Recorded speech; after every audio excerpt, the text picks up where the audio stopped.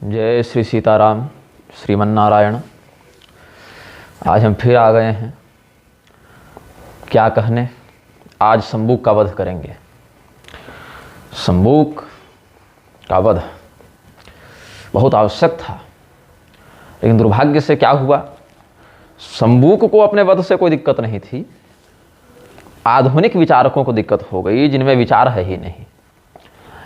और जिनमें विचार नहीं है उनमें से 3 लोगों का हम नाम लेना चाहेंगे, जिसमें पहला नाम है रामभद्राचार्य का, दूसरा नाम है कुमार विश्वास का, तीसरा नाम है मनोज मुंतशिर का, और इनके सहयोगियों का, समर्थकों का, अनुयायियों का, जो इनकी बकवास को लाखों लोगों के पास पहुंचाते हैं और उनको भ्रमित करते हैं।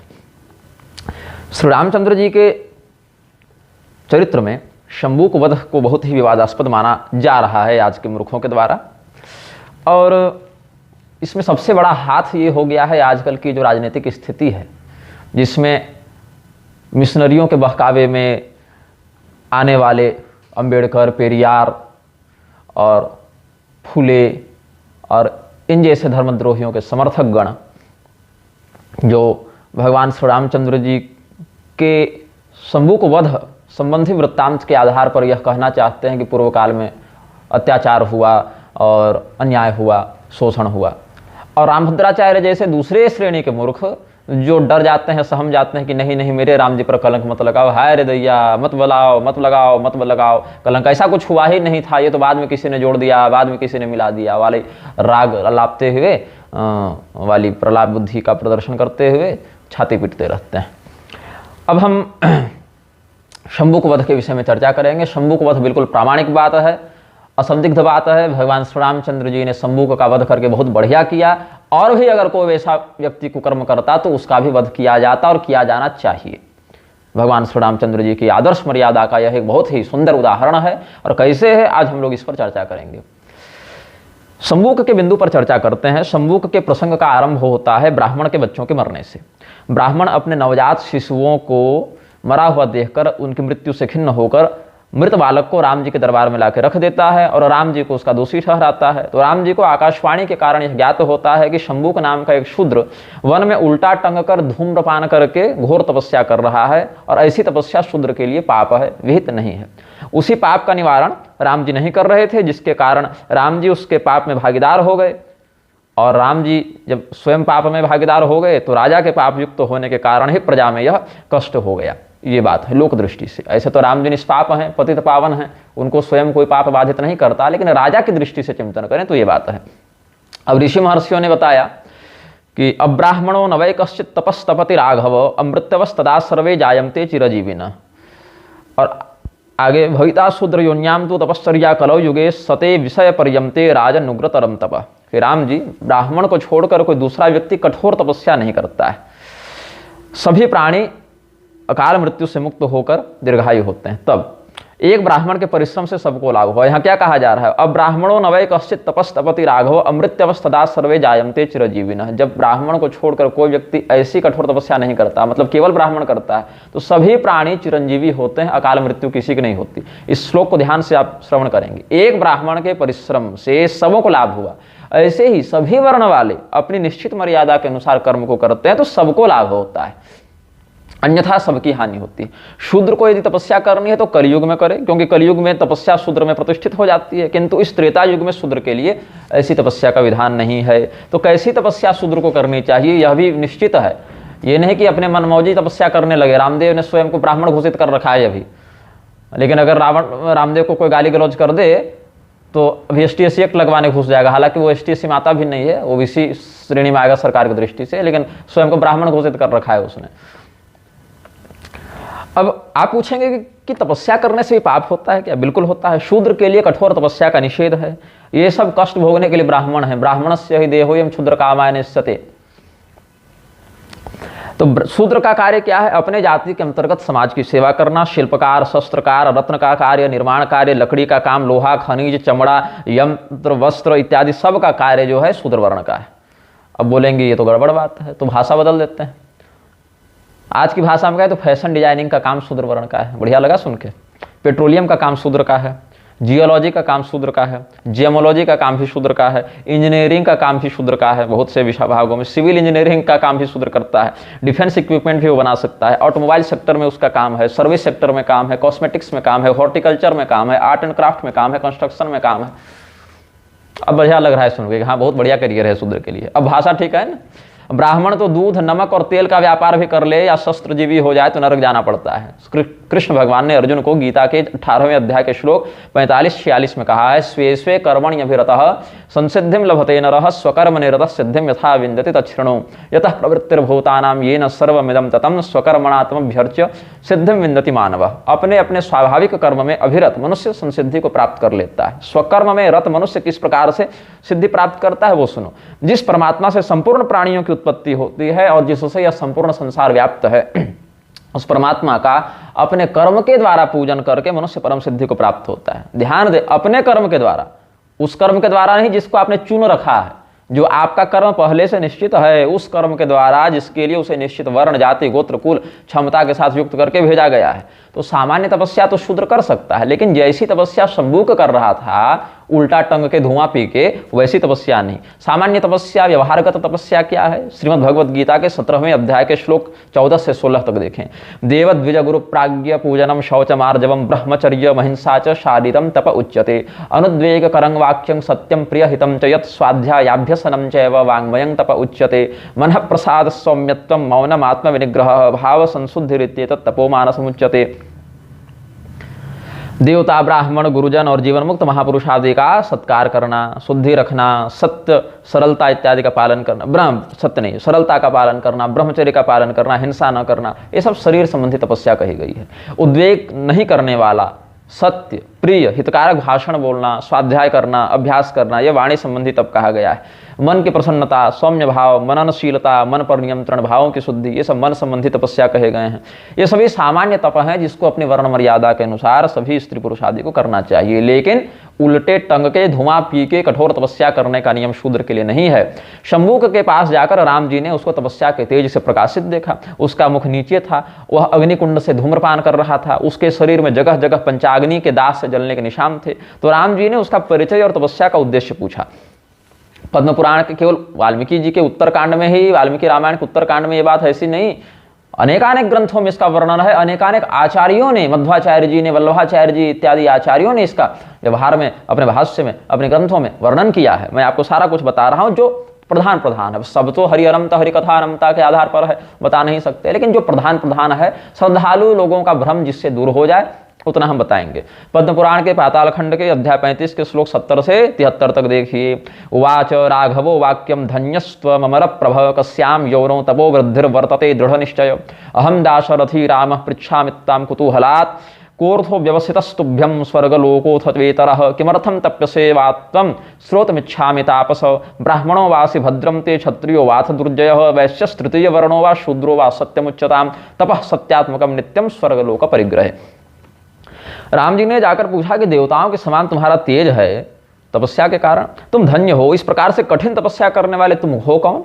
तुम्हारा निश्चय तो बड़ा दृढ़ लग रहा है। तुम किस योनि में जन्म लेकर अपनी तपस्या को बढ़ा रहे हो? मैं दशरथ पुत्र राम हूं और कुतूहल बस तुमसे पूछता हूं, कहीं तुम्हें स्वर्ग की कामना तो नहीं, अथवा कुछ और बात है तो बताओ, तुम्हारा कल्याण हो। तुम ब्राह्मण हो कि क्षत्रिय हो या तृतीय वर्ण वाले वैश्य हो या शूद्र हो, तुम्हारी इस उग्र तपस्या का उद्देश्य क्या है? देखो, सत्य में ही तपस्या निहित रहती है। सत्य के ही पालन से स्वर्ग आदि दिव्य लोकों की प्राप्ति होती है, अतः तुम सत्य कहो। अब राम जी की बात सुनकर शंबुक ने क्या कहा है? पद्म पुराण के सृष्टि खंड के अध्याय 35 के श्लोक 79-80 को देखिए। स्वागतम ते नृपश्रेष्ठ चिरादृष्टोसि राघव पुत्र भूतोस्मि ते चाहम पितृभूतोसि मेनघ अथवा नय तो देवम ही सर्वेषां नृपतेः पिता सत्वमर्च्योसि भो राजन वयम ते विषय तप। शंबुक जी ने कहा, शंबुक जी इसलिए कह रहा हूं यहां पर क्योंकि उसने सत्य कहा और सत्यवादी का सम्मान होना चाहिए। आजकल के वामपंथियों के समान, फर्जी जातिवाद का नारा लगाने वाले मूर्खों के समान और उस जातिवाद से भयभीत होकर, उस आक्षेप से भयभीत होकर शास्त्रों को ही गलत और प्रक्षिप्त बताने वाले रामभद्राचार्य जैसे मूर्खों के समान शंबुक नहीं था। उसने सत्य कहा। उसने क्या कहा?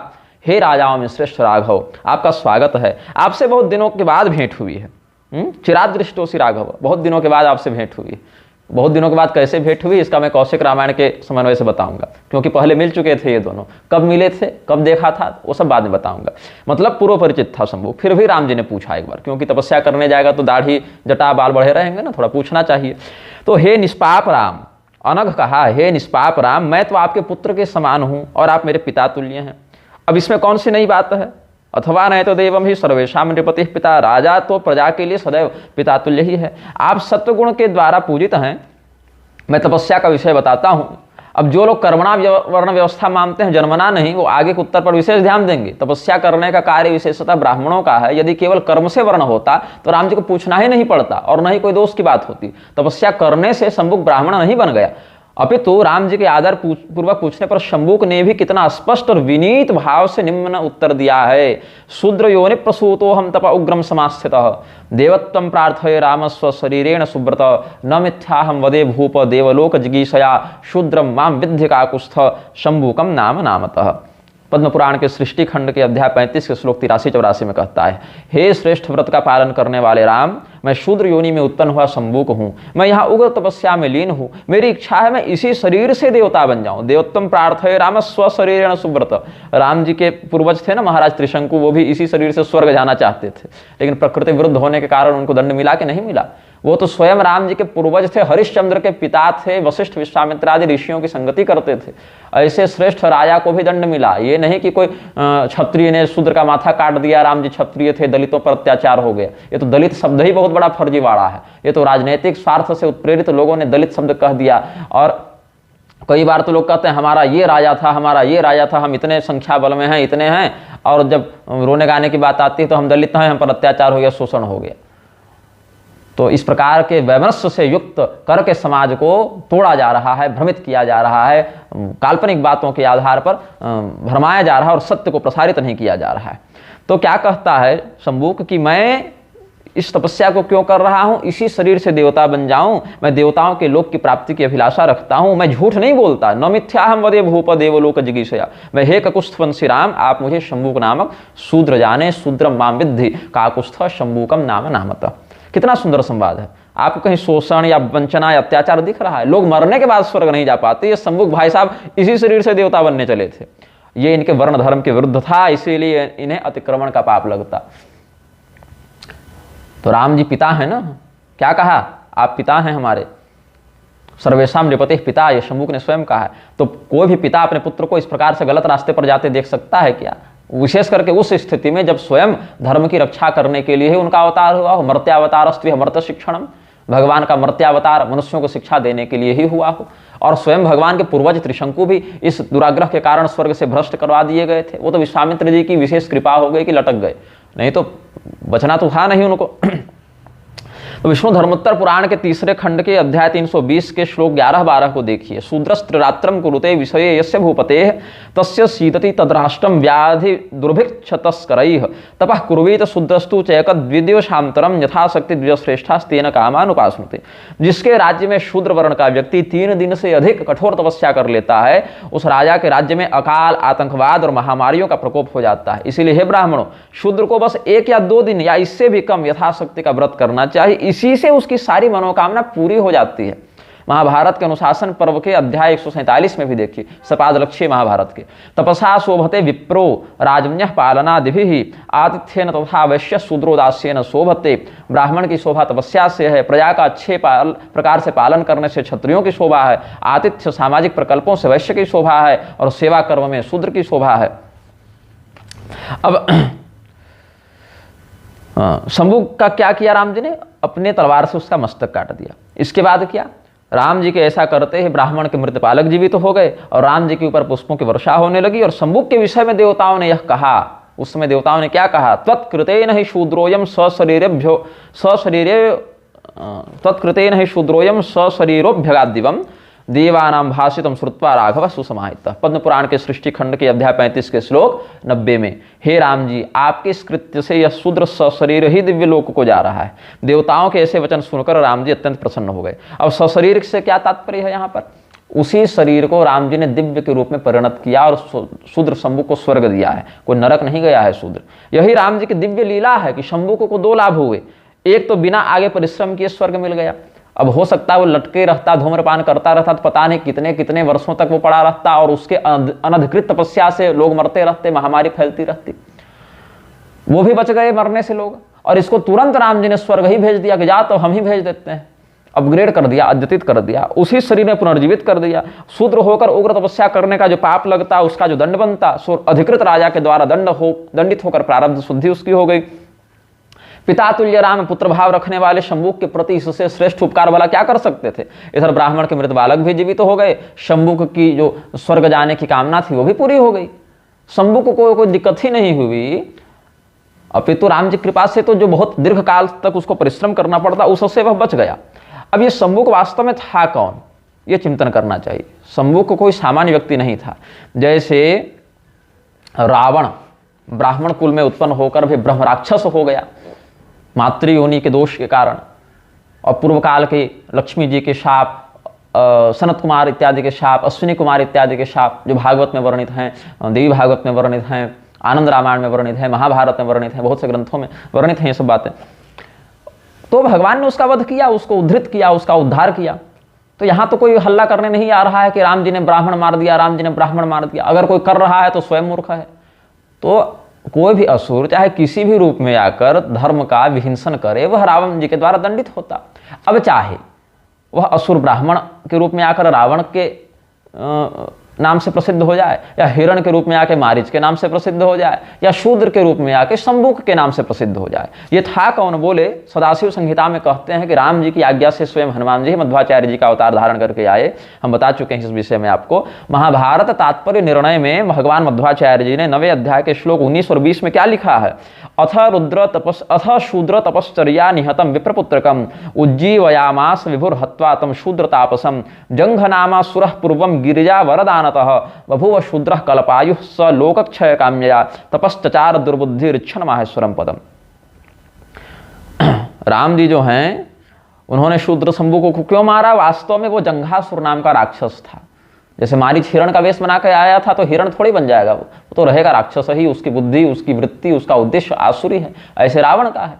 वैसे ही शंभु के रूप में जंघासुर नाम का तपस्या, असुर जंघ नाम का असुर जंघासुर तपस्या कर रहा था। तो क्या हुआ, पिछले जन्म में जंघासुर नाम का राक्षस था जो देवी पार्वती के वरदान के कारण 1 कल्प की आयु लेकर आया और शूद्र बना। 4 अरब 32 करोड़ मानवीय वर्षों की आयु थी इसकी, और उस दुर्बुद्धि ने घोर तपस्या करना आरंभ किया। क्यों? तपस्या करके वह साक्षात शिव बन जाना चाहता था, रुद्र पद को प्राप्त करना चाहता था, देवी पार्वती के साथ विवाह करना चाहता था।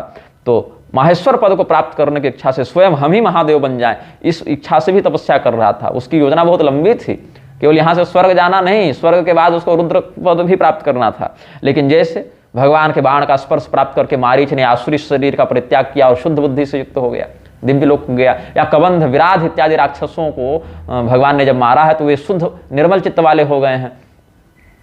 ऐसे ही रावण का वध हुआ, शिशुपाल का वध हुआ, कंस का वध हुआ, भौमासुर का वध हुआ, और भी अन्य हिरण्याक्ष, हिरण्यकशिपु इत्यादि का वध हुआ। तो ये सब भगवान के, अघासुर, बकासुर इत्यादि भगवान के द्वारा उद्धृत होकर दिव्य निर्मल चित्त वाले होकर भगवान के लोक को गए या दिव्य लोकों को गए।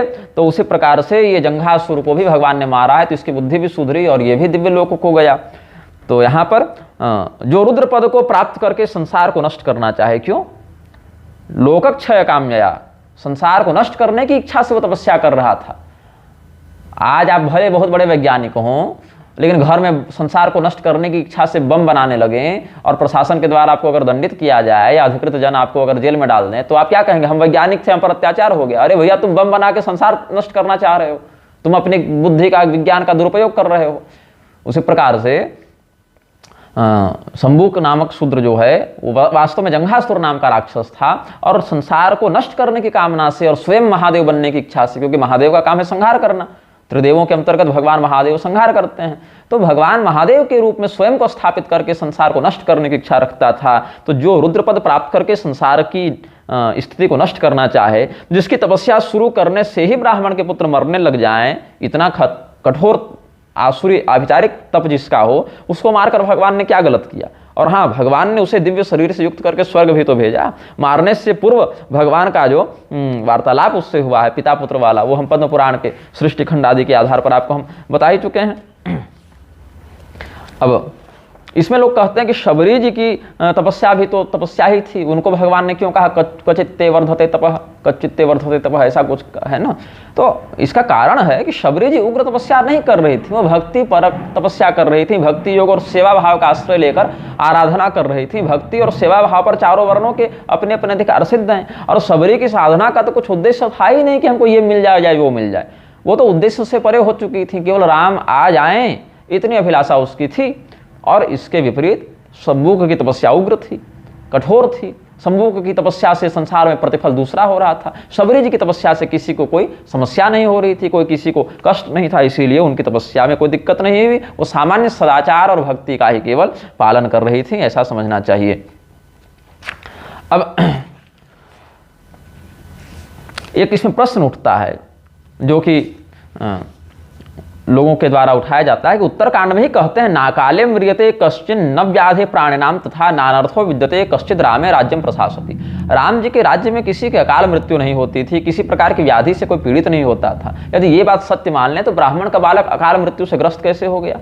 अगर ब्राह्मण के बालक का मरना सही माने तो ये श्लोक प्रक्षिप्त कह देंगे, और अगर ये श्लोक सही माने तो शंभु का वध प्रकरण प्रक्षिप्त हो जाएगा। ये प्रश्न उठेगा ना। दूसरा प्रश्न ये उठता है कि राम राज्य में ऐसी कौन सी न्याय प्रक्रिया थी या कौन सा ऐसा नियम चलता था कि कर्म कोई और करता और फल कोई और भोगता? तपस्या कर रहा है शंभु और मर जा रहा है ब्राह्मण का बच्चा, ऐसा कैसे हो गया? और यह भी प्रश्न उठेगा कि दंड देना राजा का धर्म है, लेकिन उसे क्रियान्वित करना राजा का कर्म कैसे है? मतलब राजा ने कहा कि दंड दो, लेकिन स्वयं माथा काटने राजा कैसे पहुंच जा रहा है? राजा रामचंद्र जी स्वयं राजा थे तो वो कह देते चलो दंड दिया, लेकिन स्वयं माथा काटने कैसे पहुंच गए, ये भी बात है।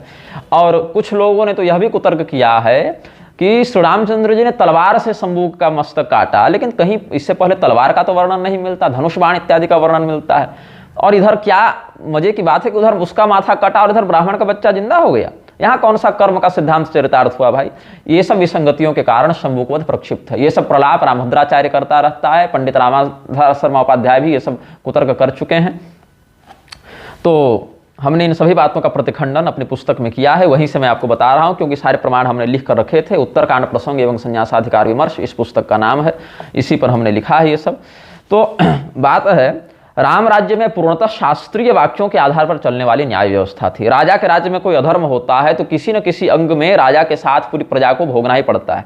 अब जैसे हम जाकर आपके घर में आग लगा दें, कर्म तो हमने किया लेकिन क्षति तो आपकी हो गई ना।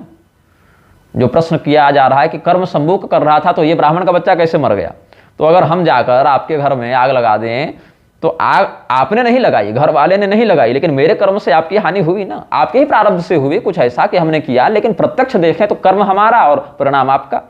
अब बात जब है तो चलेगी।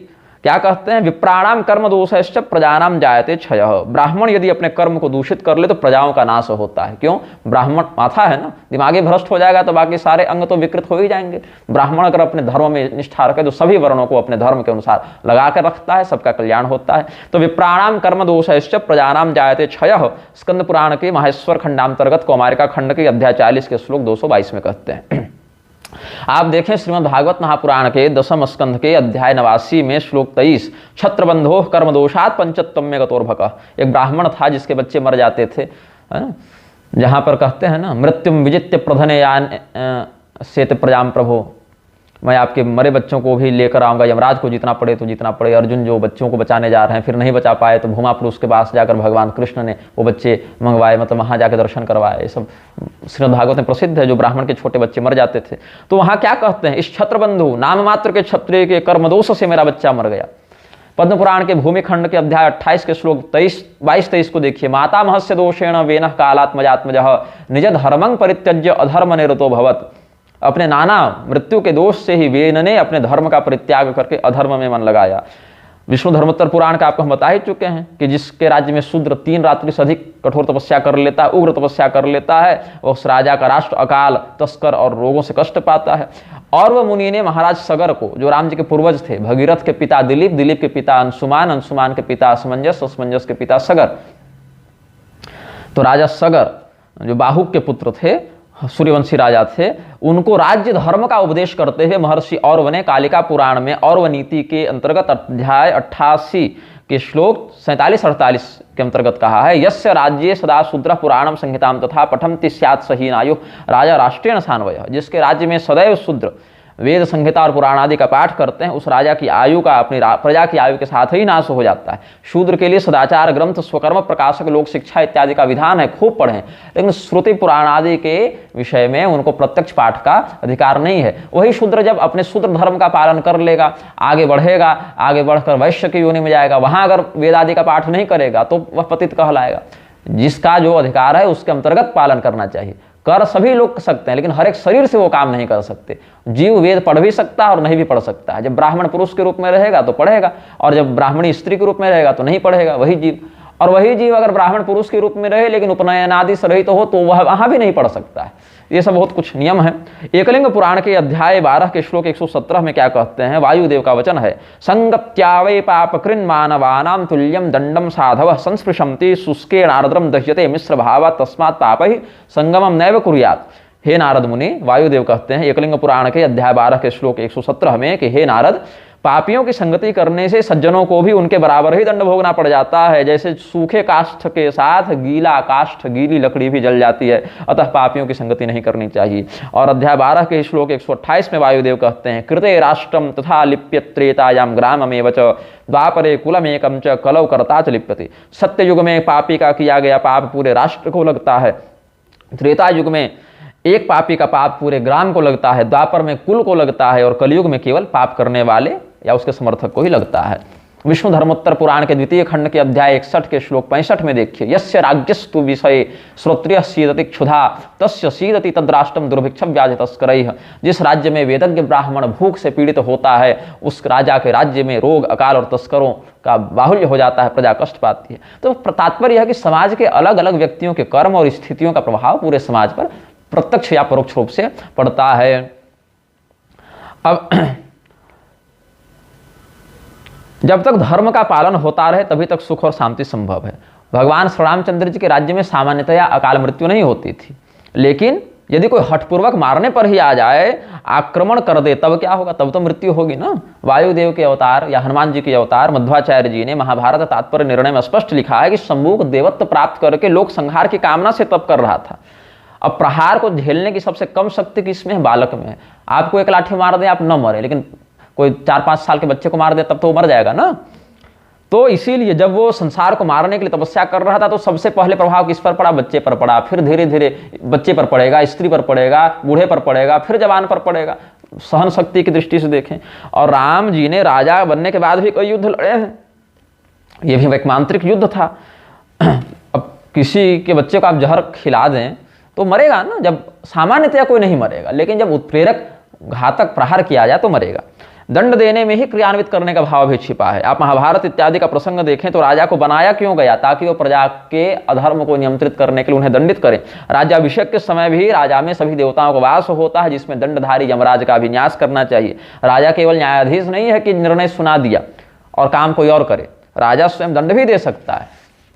शंभू को मारने में कोई दूसरा समर्थ नहीं था ना, क्योंकि एक तो बहुत तेजस्वी था, बलवान था, जंघासुर नाम का राक्षस था, पार्वती देवी को प्रसन्न करके वरदान मांगा था, कुटिलता से रुद्रपद को हथियाना चाहता था। कोई निरीह असहाय भजनानंदी सीधा साधा शूद्र नहीं था वो। जैसे ब्राह्मण के वेश में रहते हुए भी राक्षस राज रावण लोक संहार करता था, वैसे ही जंघासुर भी शूद्र शंभू के वेश में लोक संहार का उपक्रम करता था। यह भाव समझना चाहिए। अगर ब्राह्मण के रूप में कोई राक्षस आ जाए और वह भगवान के भक्तों पर अत्याचार करने लगे, भगवान के अनुशासन को तोड़ने लगे, धर्म की हानि करने लगे, तो वह भले रावण हो, ब्राह्मण के रूप में हो, लेकिन उसको मारना पड़ता है। क्षत्रिय के रूप में कालनेमी अगर आकर, कंस के रूप में, जरासंध के रूप में ये सब असुर अगर अत्याचार करने लग जाएं तो भगवान उनका भी वध करते हैं। ऐसे ही पशु पक्षी के रूप में मारीच हिरण बनकर आया, अघासुर, बकासुर, केसी और धेनुकासुर, अरिष्टासुर, ये सब पशु पक्षियों के रूप में आए, उनका भी भगवान ने वध किया। यहाँ तक कि गाय बैल और बछड़े के रूप में आए वत्सासुर और अरिष्टासुर को तो छोड़ा ही नहीं भगवान ने। वैसे ही शूद्र सम्मुख के रूप में जब जंघासुर आया तो उसका भी भगवान ने वध किया। ये सीधी सीधी बात न रामभद्राचार्य की मंद बुद्धि में धंसती है, न कुमार विश्वास और मनोज मुंतशिर को समझ में आता है, और वामपंथियों को तो केवल गाली बकना है। तो उसके उद्धार के लिए सीधे भगवान को ही हस्तक्षेप करना पड़ा। राजा पृथु स्वयं पृथ्वी देवी को दंड देने के लिए तत्पर हुए थे कि नहीं? कलयुग को दंड देने के लिए स्वयं राजा परीक्षित तत्पर हुए थे कि नहीं? राम जी स्वयं कहते हैं क्षत्रिय धार्यते चापो नार्त शब्दो भवे देती। वाल्मीकि रामायण के अरण्य कांड में 10वें सर्ग में क्या कहते हैं राम जी? क्षत्रिय इसीलिए धनुष धारण करता है कि किसी के मुख से दुख भरी कराह न निकले, मतलब कोई पीड़ित न हो, किसी के ऊपर अत्याचार न हो। क्षत्रिय धार्यते चापो नार्त शब्दो भवे देती। और जो लोग यह कुतर्क करते हैं कि राम जी तो धनुष बाण ही धारण करते थे, तलवार चलाते ही नहीं थे, उनको समझना चाहिए कि आनंद रामायण में जो श्री राम रक्षा स्तोत्र है उसमें आपने पढ़ा है कि नहीं पढ़ा है कि सन्नद्ध कवची खड़गी चाप बाण धरो युवा गच्छन मनोरथान नश्च राम पातुस लक्ष्मण। और भगवान का स्वरूप कैसा है? सासितूर्ण धनुर्बाण पाणिम नप्तम च रामतकम। असी कहते हैं तलवार को, तूण कहते हैं तरकस को, और धनुर्बाण पाणिम धनुष बाण हाथ में लेकर, मतलब उससे सज्जित होकर भगवान रात्रि में विहार करने वाले निशाचरों का वध करते हैं। सन्नद्ध कवची खड़गी, कैसे हैं राम और लक्ष्मण का स्वरूप? युवा हैं, धनुष बाण धारण किए हैं, तलवार धारण किए हैं, कवच धारण किए हैं। और वाल्मीकि रामायण के अरण्य कांड के 70 सर्ग को देखें। ततस्तौ देश कालज्ञौ खड़गाभ्यामेव राघवौ अच्छिन्दतां सुसंहृष्टौ बाहु तस्यांश देशतः दक्षिणो दक्षिणं बाहु मसक्तमसिना ततः चिच्छेद रामो वेगेन सव्यम वीरस्तु लक्ष्मण। देश काल को जानने वाले राघवों ने, मतलब राम लक्ष्मण दोनों भाइयों ने कबंध की दृढ़ भुजाओं को तलवार से काटा और कंधे से काट के अलग कर दिया। और शीघ्रता से राम जी ने उसके दाहिने हाथ को तलवार से काटा और लक्ष्मण जी ने, वीर लक्ष्मण ने बाएं हाथ को काटा। और खड्ग मिला कहाँ? बोले अगस्त जी ने दिया था। अग्नि पुराण के अध्याय 7 के श्लोक 2 में देखिए, अगस्त्य भ्रातरम नत्वा अगस्त्यम च प्रसादतः अगस्त्यम तत्प्रसादतः धनुः खड्गम च संप्राप्य दंडकारण्यमागतः जनस्थाने पंचवट्याम सतो गोदावरी तटे। और वाल्मीकि रामायण के अरण्य कांड के 12वें सर्ग में भी देखिए, जहां अगस्त जी ने उनको बहुत बड़े बड़े दिव्यास्त्र दिए हैं, वहां खड्ग भी दिया है। इदम दिव्यम महच्चापम हेम वज्र विभूषितम वैष्णवम पुरुष व्याघ्र निर्मितम विश्वकर्मणा अमोघ सूर्य संकाशो ब्रह्मदत्त शरोत्तमः दत्तो मम महेन्द्रेण तूणी चाक्षय सायकौ संपूर्णो निशितैर्बाणर्ज्वलद्भिर्वपावकैः महारजतकोशोप्य मसे हेम विभूषितः अनेन धनुषा राम हत्वा संख्ये महासुरान आजहारश्रियम दीप्तां पुरा विष्णुर्दिवौकसां तद धनुस्तौ चतूणी च शरम खड्गम च मानद जयाय प्रतिगृह्णीस्व वज्रम वज्रधरो यथा। सोने से मढ़ी तलवार और चांदी की म्याम दी है भगवान श्री रामचंद्र जी को अगस्त जी ने। और राम जी तो खड्गधारी थे, लक्ष्मण भी थे ना, और समयानुसार प्रयोग भी करते थे। आखिर सूर्पणखा के नाक कान कैसे कटे थे? वाल्मीकि रामायण के अरण्य कांड के सर्ग 18 में देखिए, इत्युक्तो लक्ष्मण तस्याः क्रुद्धो रामस्य पश्यतः इत्युक्तो लक्ष्मणस्तस्याः क्रुद्धो रामस्य पश्यतः उद्धृत्य खड्गम चिच्छेद कर्णनाशम महाबल। ऐसे ही अब कहते हैं कि शंभुक का सिर इधर कटा, उधर ब्राह्मण बालक जी उठा, ये कैसे हो गया? अरे भाई, इससे पहले भगवान ने पूरी वानर सेना को जीवित कर दिया था, यहाँ तो एक बच्चा जीवित करना है। आप ही नहीं, वशिष्ठ जी भी इस बात को आश्चर्य ही मानते हैं, क्योंकि भगवान की लीला से बड़े बड़े ऋषियों को भी आश्चर्य हो जाता है। वशिष्ठ जी ने स्वयं निम्न बात कही है पद्म पुराण के सृष्टि खंड के अध्याय 35 के श्लोक 52 से 56 तक देखिए। यस्या धर्मम कार्यम वा विषये पार्थिवस्य हि पुरे वा राजसारदूल कुरुते दुर्मतिर्नरः क्षिप्रं स नरकं याति यावदाभूत संप्लवम् चतुर्थं तस्य पापस्य भागमश्नाति पार्थिवः सत्वं पुरुषशार्दूल गच्छस्व विषयं स्वकं दुष्कृतं यत्र पश्येथास्तत्र यत्रं समाचर एवं ते धर्म वृद्धिश्च बलस्य वर्धनम तथा भविष्यति नरश्रेष्ठ बालस्यास्य च जीवनम नारदे नैव मुक्तस्तु साश्चर्यो रघुनंदन। क्या कहते हैं वशिष्ठ जी? जिस राजा के राज्य में अधर्म या दुष्कृत्य होता हो, जिसके नगर में कोई व्यक्ति दुर्मति से युक्त होकर कर्म कर रहा हो, वह राजा शीघ्र ही नरक को जाता है। जब तक उस पाप का निवारण नहीं हो जाता तब तक वह राजा उस पाप का चतुर्थांश 25% भोगते रहता है। इसीलिए राम, आप शीघ्र जाएं और निरीक्षण करके देखें कि आपके राज्य में हो क्या रहा है, और जहां गलत होते देखें उसका प्रतिकार करें। इसी से तुम्हारे धर्म और बल दोनों की वृद्धि होगी। इसके बाद ही यह बालक पुनर्जीवित होगा। इस आश्चर्यजनक बात को नारद मुनि पहले ही मुझे बता चुके हैं। तो हमने क्या देखा? न तो शंभु का वध कोई दूसरा कर सकता था, क्योंकि वो जंघासुर नाम का राक्षस था, पार्वती देवी के वरदान से युक्त था, और न राम जी शांत रह सकते थे, क्योंकि राजधर्म का पालन करना है। तो एक तो शंभु को कोई लोकोपकारी कृत्य नहीं कर रहा था, और दूसरे गुरु वशिष्ठ ने स्वयं कहा कि जाकर देखो कि राज्य में क्या गड़बड़ है और उसका समाधान करो, ऐसा आदेश राम जी को दिया था। तो ये लोग जो हैं मूर्खजन कुतर्क करते चलते हैं कि राम जी तलवार नहीं रखते थे तो शंभु का वध प्रक्षिप्त है। ये सब समझना चाहिए कि इन्होंने ढंग से वाल्मीकि रामायण का भी अध्ययन नहीं किया है, इसीलिए ऐसी दुर्बुद्धि इनके मन में व्याप्त हो गई है। और दिखाना तो है हम सर्वज्ञ हैं, ऋग्वेद से लेकर हनुमान चालीसा तक सब हमारे कंठ में बैठे हुए हैं, ऐसी दुर्बुद्धि से युक्त इनको कहना है। अब एक चिंतन है, एक कुतर्कपूर्ण चिंतन है कि जब राम राज्य के विषय में वाल्मीकि जी ने कह दिया युद्धकांड में कि ब्राह्मणा क्षत्रिया वैश्या शूद्रा लोभ विवर्जिता स्वकर्मसु प्रवर्तन्ते तुष्टा स्वेरैव कर्मभिः आसन प्रजा धर्मरता रामे शासति नानृता सर्वे लक्षण संपन्ना सर्वे धर्मपरायणा। कि राम जी के राज्य में ब्राह्मण क्षत्रिय वैश्य शूद्र कोई भी व्यक्ति लालची नहीं था, सभी लोग अपना कार्य करते थे, अपने कार्यों में संतुष्ट रहते थे। राम राज्य की सारी प्रजा धर्म में लगी रहती थी, झूठ इत्यादि से दूर रहती थी, सभी लोग शुभ लक्षणों से युक्त और धर्मपरायण होते थे। और जब कहते हैं कि ब्राह्मणा क्षत्रिया वैश्या शूद्रा स्वकर्म सुप्रवर्तन्ते, कहे ना, जो अन्वय करेंगे श्लोक का वही होगा। और ब्राह्मणा क्षत्रिया वैश्या शूद्रा धर्मरता, तब शूद्र तपस्या निरत कैसे हो गया, अधर्म कैसे करने लगा? या तो ये दोनों श्लोक गलत होंगे या सम्मुखवध गलत होगा। अब बात ऐसी है कि राम जी के राज्य में सभी लोग अपने अपने कर्म में क्यों लगे रहते थे? इसीलिए नहीं कि राम जी ने सबको सम्मोहित करके रखा है और कमांड दे रहे हैं कि सब ऐसे ऐसे करना, अपितु राजनीति, दंड नीति, धर्माचरण और न्यायशीलता के कारण राम जी ने ऐसा शासनकाल बनाया कि स्वभावतः सबकी प्रवृत्ति धर्म की ओर हो गई। राजनीति का सुपरिणाम है।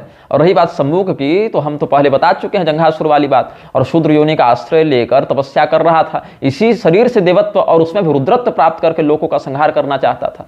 अब आप अपने घर में कितना भी अनुशासन रखें, अगर कोई बाहरी व्यक्ति आक्रमण कर दे तो शांति भंग होने लगती है ना। सभी वर्णों के लोग तो अपने कार्य में राजा दशरथ के काल में भी रहते थे। उसका राजा दशरथ, उनका कार्य भी धर्मपरायणता के लिए प्रसिद्ध था। राजा दशरथ के राज्य काल में भी अयोध्या की बड़ी प्रशंसा की गई है, लेकिन एक मंथरा वहां हो गई थी। तो यहां समझना चाहिए कि प्रजा इसीलिए गलत काम नहीं करती थी क्योंकि वह राम जी के द्वारा सम्मोहित चल रही थी, अपितु राम जिसको गलत करने ही नहीं देते थे। जहां गलत देखते तुरंत समाधान कर देना, यही राजा का कार्य है। इसीलिए विवेकी प्रजा ज्ञान के कारण धर्म का पालन करती थी और अविवेकी प्रजा दंड के भय से पालन करती थी। जो सत्पुरुष हैं वो जानते थे क्या करना है, इसीलिए धर्म का पालन करते थे। और जो मूर्ख और दुष्ट लोग थे वो भी कहीं हमें राजा का दंड न भोगना पड़े, इसीलिए धर्म का पालन करते थे। अब राम जी की दंड नीति और राजनीति बड़ी उत्कृष्ट थी, इसीलिए उनके राज्य में सभी लोग अपना अपना कार्य करते थे। यही गुण उनसे कुछ पीढ़ी के बाद हुए शत्रुजित में नहीं थी। जो पुष्य के पौत्र थे ना, शत्रुजित और सुदर्शन, सिंहध्वज था उनके पिता थे, तो दुर्गा देवी को प्रकट होकर उनका संहार करना पड़ा। यह कथा देवी भागवत में वर्णित है। यह कथा आपको कामबीज महात्म्य के अंतर्गत सुदर्शन प्रसंग में मिल जाएगी देवी भागवत में। हमारी केदारनाथ में जो कथा हुई थी वो उसका वीडियो आपको यूट्यूब फेसबुक पर उपलब्ध होगा। राम जी ने प्रजा को अधर्म का अवसर ही नहीं दिया और जिसने अधर्म का प्रयास किया उसको सम्मुख की भांति समुचित दंड दिया। धर्म और अधर्म को जानने के लिए वे रात्रि को भ्रमण करते थे। राम जी को घर में बैठे नहीं रहते थे कि प्रजा बैठे बैठाए धर्म में लगी रहेगी। राम जी ने सिद्ध किया है कि कोई व्यक्ति अपराध करेगा तो दंड मिलेगा। इसीलिए राम राज्य की आशा करने वाले को साम दाम दंड भेद में उचित प्रयोग की विधि आनी चाहिए। किसी अधर्म में लगे रहने वाले व्यक्ति को राम जी सम्मुख की भांति ही तुरंत दंडित करते थे। इसीलिए उनके राज्य में सभी अपने अपने कार्य में लगे रहते थे। ये बात है। राम जी ने पहले भी अधर्म करने वाले ताड़का को, बाली को, समुद्र को दंडित किया है। समुद्र ने समय पर क्षमा मांग ली तो बच गया। इसी दंड नीति के कारण राम राज्य में सब धर्म में लगे रहते थे। और बात रही श्लोक की, है ना, जो कह रहे हैं युद्धकांड वाले, तो ऐसा भ्रम और भी स्थानों पर हो सकता है। उदाहरण के लिए कई मंथरा से अयोध्या कांड के 8वें सर्ग में कहती है, यथा में भरतो मान्यस तथा भूयोपि राघव कौशल्या तो उत्तम च सुहि शुश्रूषते हिमाम कौशल्या तो तिरिक्तम च सुहि शुश्रूषते हिमाम राज्यम यदि ही रामस्य भरतस्यापि तत्तदा मन्यते ही यथात्मानं तथा भ्रातृश्च राघव। क्या कहती हैं कई कि जैसे मुझे भरत प्रिय हैं वैसे ही राम भी प्रिय हैं। राम तो कौशल्या से भी बढ़कर मेरी सेवा करते हैं। यदि राम को राज्य मिलता है तो भरत को ही मिला, ऐसा समझना चाहिए, क्योंकि सभी भाइयों को राम अपने ही समान मानते हैं। अब कोई व्यक्ति पूर्वापर विचार किए बिना यहाँ संदेह करके कहे कि कई ने तो वनवास दिलाया था, तो ऐसी बात कह ही नहीं सकती, इसीलिए यह श्लोक ही गलत है। तो कितनी विचित्रता की बात है। ऐसे ही सर्वधर्म पालकों का श्लोक गलत नहीं है कि चारों वर्ण अपने अपने धर्म का पालन करते थे, पितु कुतर्कियों का दृष्टिकोण ही गलत है। सभी लोग धर्म में लगे रहते थे, इसीलिए सम्मुख अधर्म नहीं कर सकता। फलतः सम्मुख वध काल्पनिक और प्रक्षिप्त घटना है, ये बात नहीं है। बात ये है सम्मुख जैसे अधर्म करने वाले को दंड मिलता था, इसीलिए सभी लोग धर्म में लगे रहते थे, इसीलिए सम्मुख वध प्रामाणिक है, प्रक्षिप्त नहीं है। अब एक और इसमें कहते हैं, जो हमने कहा उत्तरकांड का एक श्लोक उठाकर लोग आक्षेप करते हैं कि नाकाले म्रियते कश्चित न व्याधि प्राणिनाम तथा नानर्थो विद्यते कश्चित रामे राज्यम प्रशासति। राम जी के राज्य में तो कोई व्यक्ति अकाल मृत्यु से नहीं मरता था, किसी प्रकार की व्याधि से पीड़ित नहीं होता था। यदि ये श्लोक सत्य मान लें तो ब्राह्मण का बालक कैसे मर गया बचपन में, और अगर ब्राह्मण के बालक को मरना सही मान लें तो महर्षि वाल्मीकि का ये श्लोक गलत हो जाएगा। तो कुछ एक तो मिलावटी होगा ना भाई, ऐसी बात भी नहीं है। देखिए तुरंत अपनी बुद्धि में जहां थोड़ी सी बात न आए उसको सीधे मिलावटी और प्रक्षिप्त घोषित कर देते हैं ये लोग, जबकि वाल्मीकि जी ने समाधि की स्थिति में इस राम कथा का दर्शन किया और लिखा है। बात ऐसी है, अकाल मृत्यु नहीं होती थी, लेकिन बालकों के ऊपर अगर कोई विष का प्रयोग कर दे, अग्नि का प्रयोग कर दे, मारण का प्रयोग कर दे और बच्चा मर जाए तो क्या कहेंगे? बच्चे मरेंगे ना। कहीं को जानबूझकर किसी कमरे में आपको बंद करके जहरीली गैस छोड़ दे और विषयुक्त भोजन दे दे तो आप मरेंगे ना, बच्चे तो मरेंगे ना। तो शंभुक ने जब तपस्या ही की, संकल्प ही लिया कि सारे लोग मरने लगे, तो उसके मंत्र शक्ति के प्रभाव से, तपशक्ति के दुष्प्रभाव से लोग मरने लगे। इसीलिए राम जी ने अविलंब संज्ञान लिया और समाधान किया। अब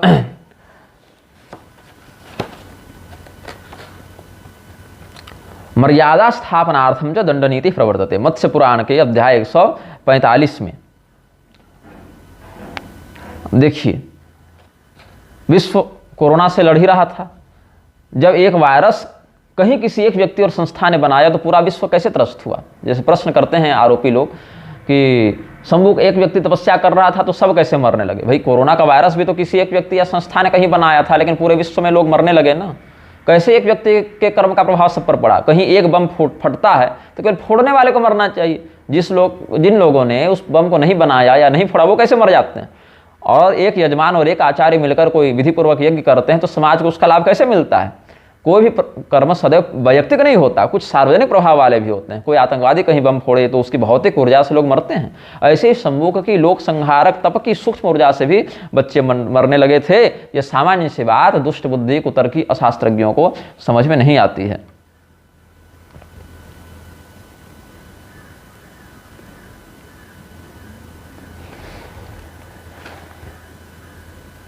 और आप देखें और वो ऋषि के जो प्रकरण में हमने कहा कालिका पुराण वाला राजा सगर को जो राजनीति का उन्होंने उपदेश दिया, वहां क्या कहते हैं, दंड्यांस्तु दंडयेत दंडे रदंड्यान दंडयन नहीं अदंडयन निपो दंड्यान नदंड्यांस चापि दंडयन निपतिर्वाच्यताम प्राप्य चौर अखिल विषमाप्नुयात्। जो दंड के भागी हैं उन्हें राजा दंड दे, और जो दंड के भागी नहीं हैं उन्हें दंड नहीं दे। इसका उल्टा करने से, दोषी को छोड़ देने से और निर्दोष को दंड देने से राजा की अपकीर्ति होती है, बदनामी होती है, उसको चोरी का पाप लगता है।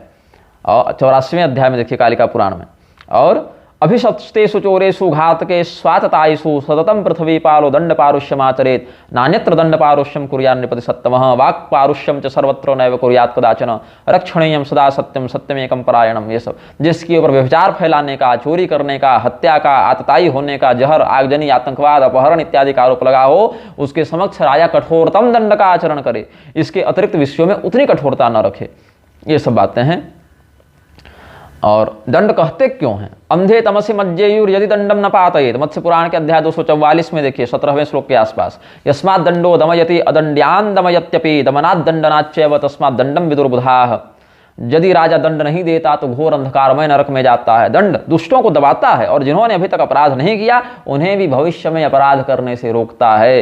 दमन करने से ही विद्वानों ने इसे दंड कहा है। और मत्स्य पुराण के अध्याय 244 में वहीं पर शुरुआत ही देखिए आप, उसी अध्याय का प्रारंभ देखिए तो दंड प्रणयनार्थाय राजा सृष्ट स्वयं हुआ। दंड देने के लिए ही, दंड विधान की व्यवस्था के लिए ही ब्रह्मा जी ने राजा का निर्माण किया है। राजदंड भयादेव पापा पापम न कुर्वते, अध्याय 125 मत्स्य पुराण में देखिए, राजा के द्वारा हमें दंडित किया जाएगा, इसी भय से तो पापी लोग पाप नहीं करते हैं।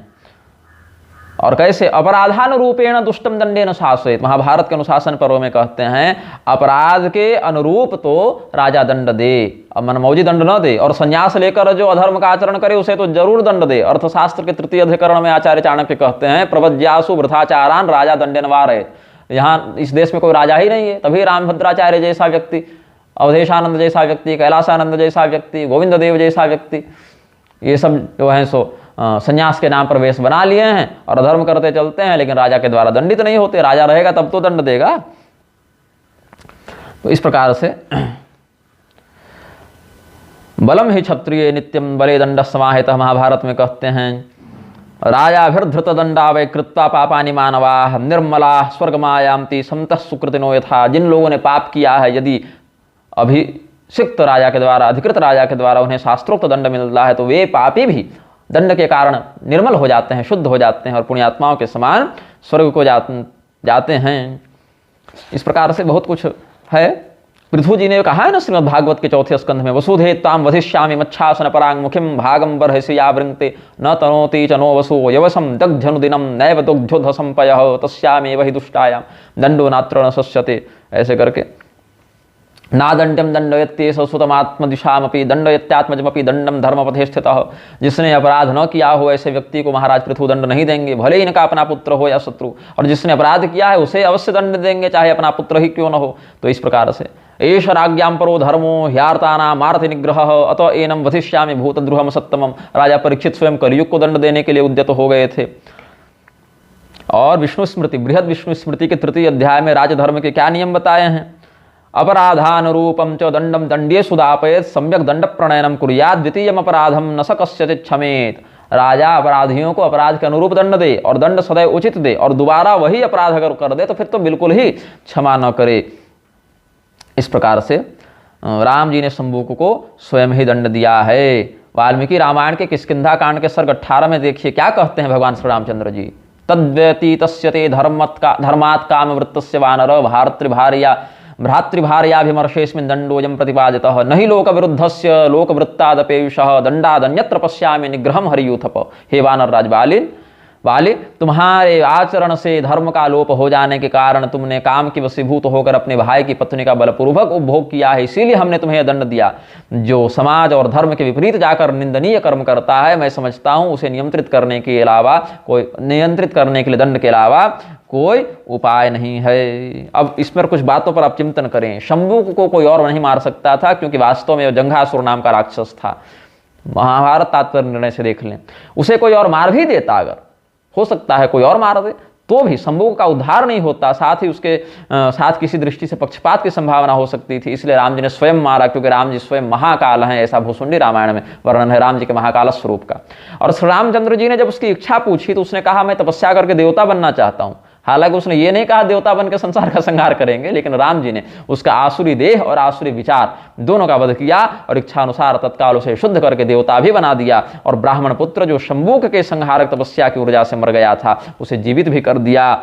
ये पद्म पुराण से सिद्ध होता है। इस प्रकार से राम जी ने शंभुक के साथ अत्याचार नहीं किया, उस पर कृपा ही की। शंभुक यदि तपस्या करते रहता तो उसे देहजन्य कष्ट भी होता, उसकी तपस्या की कठोर ऊर्जा से लोग मरते रहते, बाद में धर्म विरुद्ध उग्र तप करने से नरक भी जा सकता था, और देवता भी अगर बन जाता तो दुष्ट बुद्धि के कारण लोगों का संहार ही करता। तो राम जी ने कितना सुंदर समाधान किया है कि शंभुक को मारकर उसे कठोर तपस्या के अनधिकृत परिश्रम से बचाया।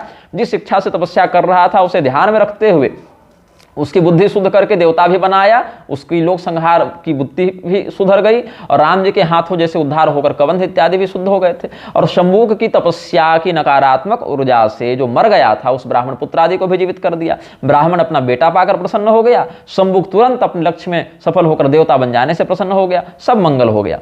अब राम कथा की दिव्यता और निर्मल निष्पक्ष मर्यादा को जो मूढ़ बुद्धि बिना विचार किए अश्रद्धा के कारण मिलावटी कह देते हैं, प्रक्षिप्त कह देते हैं, ऐसे प्रक्षिप्त पीठाधीश्वरों की समझ से ये सब तो दिव्य कथा बाहर है। अब इसमें महाभारत का कुछ लोग एक वर्णन करते हैं, जहां पर युधिष्ठिर जी ने पितामह भीष्म से कहा है कश्चित पितामहे नासित श्रुतम वा दृष्टमेव च कश्चिन मर्त्यो मृतो राजन पुनरुज्जीविति भवत, जीवितो भवत या कुछ होना चाहिए, प्रिंटिंग मिस्टेक लग रहा है। ये शांति पर्व में कहते हैं कि भाई युधिष्ठिर जी ने पूछा है पितामह भीष्म से कि क्या आपने कभी यह देखा या सुना कि कोई मनुष्य मरकर फिर जी उठा हो। तब एक छोटी सी कथा है, नैमिषारण्य में एक गीध और गीदड़ का संवाद है। कोई ब्राह्मण बालक मर गया था काल मृत्यु में, उसके पिता और बंधु बांधव स्मशान ले जाकर शोकाकुल हो गए, और स्मशान भूमि में डालने के बाद भी वापस नहीं लौट पा रहे थे। तो गीध ने आकर कहा कि तुम वापस चले जाओ भाई, स्मशान में तो हजारों लोग आते ही रहते हैं मृतक शव लेकर, और कोई दोबारा जिंदा तो होता नहीं, अब तुम्हारा बेटा जिंदा तो होगा नहीं, तुम लौट जाओ। और गीदड़ ने क्या कहा, अरे मूर्खों, तुम लोग अभी लाड़ प्यार कर लो, अभी तो सूर्यास्त भी नहीं हुआ है, तुम वापस मत जाओ, अभी तो तुम यहीं पर रुको, क्योंकि पूर्व काल में सुना गया है कि शंभुक के मरने पर ब्राह्मण का बच्चा जीवित हो गया था, शायद तुम्हारा भी हो जाए। श्रूयते शंभुके शूद्रे हते ब्राह्मणदारक जीवितो धर्म मासाद्य रामात सत्य पराक्रमात्। ये महाभारत के शांति पर्व में है। तो दोनों का अपना स्वार्थ था। हुआ क्या था, गिद्ध जो है वो रात्रि से पहले उस बच्चे को खा लेना चाहता था, क्योंकि रात्रि होगी तो सियार और लकड़बग्घे सब पहुंच जाएंगे, और सियार चाहता था कि ये रात्रि के बाद हम इसको खाएं, गिद्ध इत्यादि अपने अपने स्थान में चले जाएंगे। तो दोनों अपने अपने स्वार्थ में थे। लेकिन कहा जाता है, तो भीष्म पितामह ने इसमें कहा कि तथा धर्म विरोधेन प्रिय मिथ्याभिध्यायिना श्मशानवासिना नित्यं रात्रि मृगयता तदा ततो मध्यस्थतां नीता वचनैरमृतोपमैः जम्बुकेन स्वकार्यार्थं बान्धवास्तस्य धिष्ठिता। तो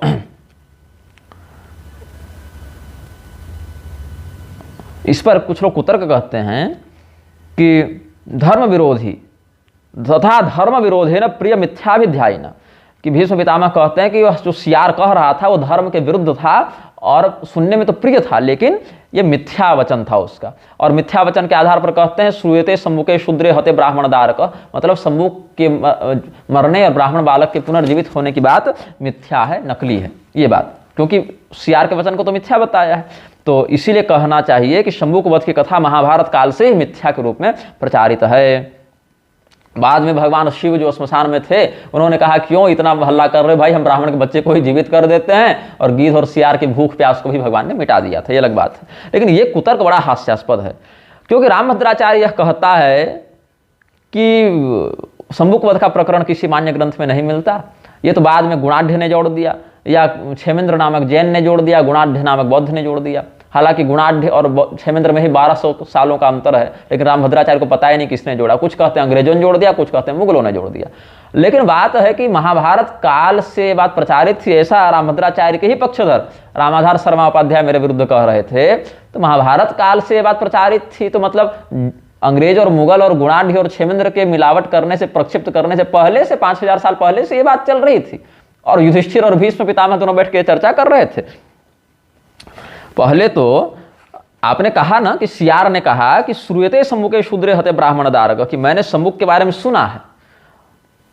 अब ये बड़ी विचित्र बात है। अब सियार तो यही कहेगा ना कि मैंने सुना है, सियार थोड़े कहेगा कि हम स्वयं बैठकर पढ़ रहे थे रामायण। अब सियार है, पशु है, वो तो सुनेगा ही ना, वह तो श्मशानवासी पशु है। लेकिन अगर महाभारत काल में भी सियार जैसा व्यक्ति भी ये बात जानता है, और महाभारत काल में भी तो भीष्म पितामह ने बताया ये घटना उससे पहले की है, उस समय अगर सियार जैसे पशु पक्षी भी इस बात को जानते थे, इसका अर्थ है घटना बहुत प्रसिद्ध थी और लोग उस समय भी जानते थे। और ये भी कहा है सियार ने कि अथ रुद्र कुमारो व ब्रह्मा व विष्णुरेव च वरमस्मै प्रयच्छन्ति ततो जीवेत अयं शिशु। भगवान शिव, कुमार कार्तिकेय, ब्रह्मा या विष्णु इत्यादि कोई बड़े देवता इसको वरदान दे दें तो बच्चा जीवित भी हो सकता है। अब बताइए, अगर कह दें कि सियार का वचन धर्म विरुद्ध है और मिथ्या ही है, तो क्या यह भी वचन मिथ्या हो जाएगा कि देवताओं में पुनर्जीवित करने की क्षमता है? क्या कह दें कि देवता पुनर्जीवित नहीं कर सकते? और अंत में तो प्रसंग के ही अंत में शिव जी ने बच्चे को जीवित भी कर दिया था। ये होना चाहिए। शंभुक जो है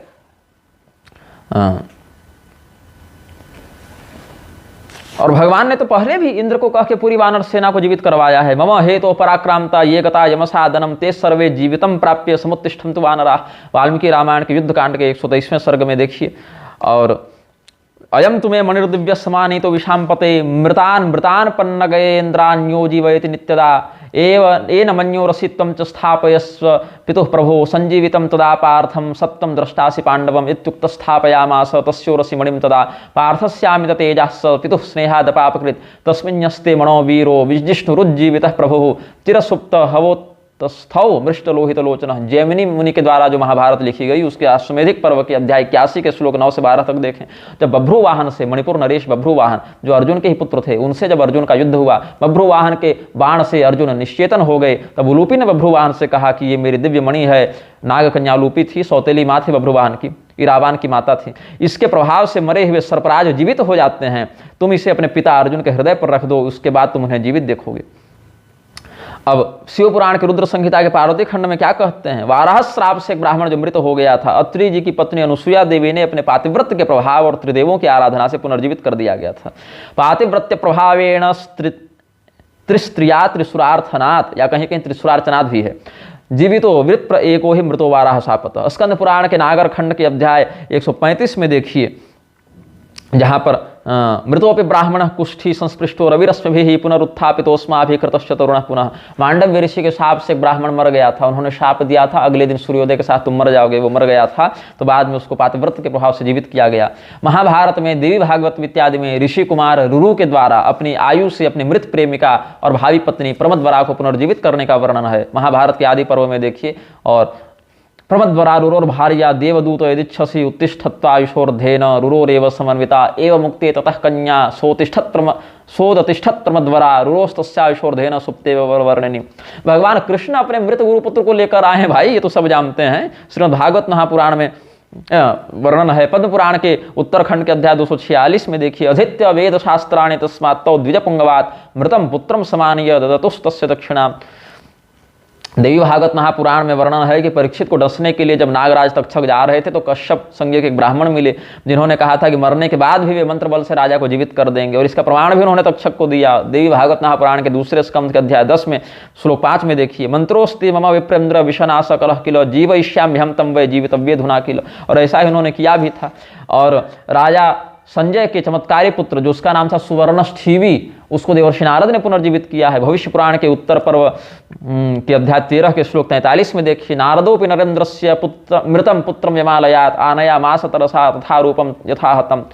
मत्स्य पुराण के अध्याय 25 के श्लोक 35 में देखिए, ये महाभारत में भी ये सब वर्णित है कि जहाँ पर कच्छ को, बृहस्पति पुत्र कच्छ को शुक्राचार्य ने 3 बार जीवित किया है। अथ हेति शब्देन मृतम संजीवयाम्यहम ततः संजीवनीम विद्याम प्रयुक्त्वा कचमाह्वयत्। पद्म पुराण के उत्तरखंड के अध्याय 146 में श्लोक 52-53 देखिए, जहाँ श्रीमद् भगवत गीता के प्रत्येक अध्याय का महात्म्य वर्णित है। वहां पर क्या कहते हैं, एक गीता पाठी तपस्वी के द्वारा राजा बृहद्रथ को पुनर्जीवित करने का वर्णन है।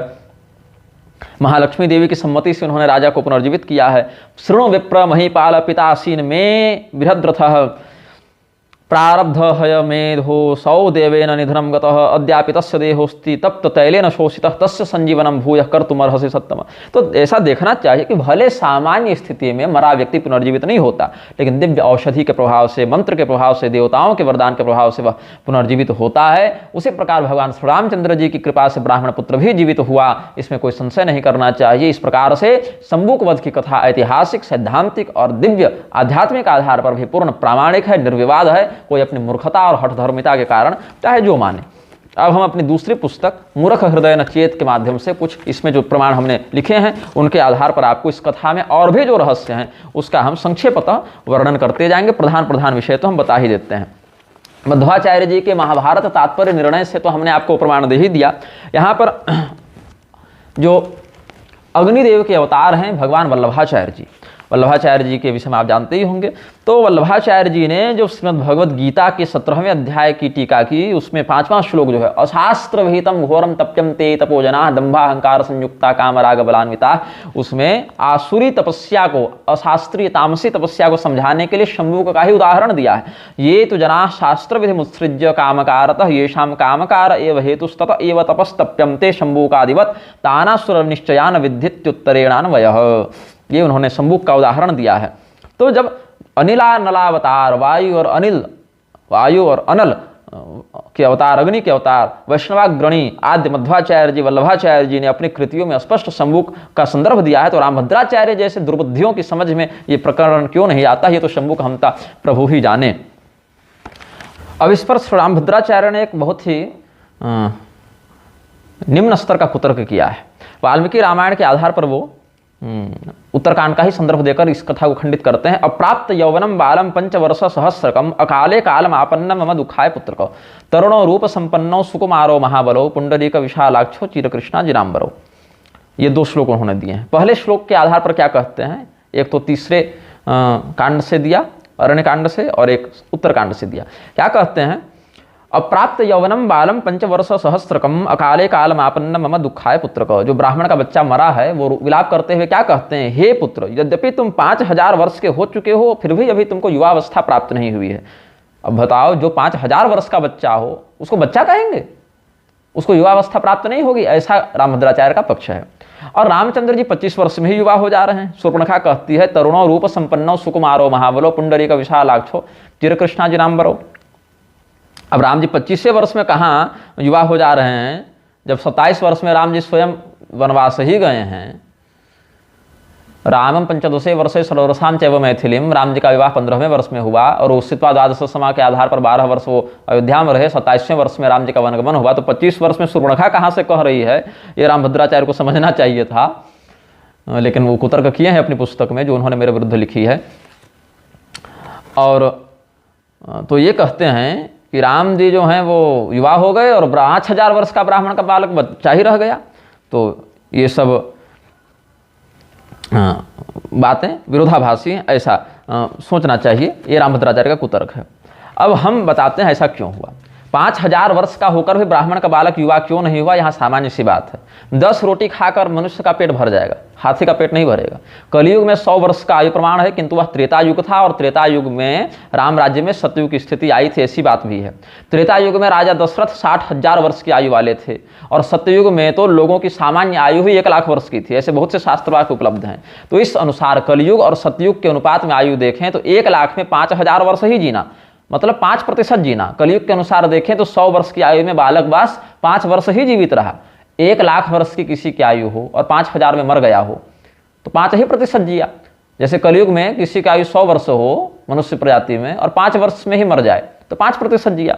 तो त्रेता युग के अनुसार देखें राजा दशरथ आदि के 60,000 वर्ष की आयु की तुलना में 5000 वर्ष जीने वाला बालक तो लगभग 8 वर्ष जी पाया, और 100 वर्ष के अनुसार देखें तो 8 वर्ष ही जी पाया।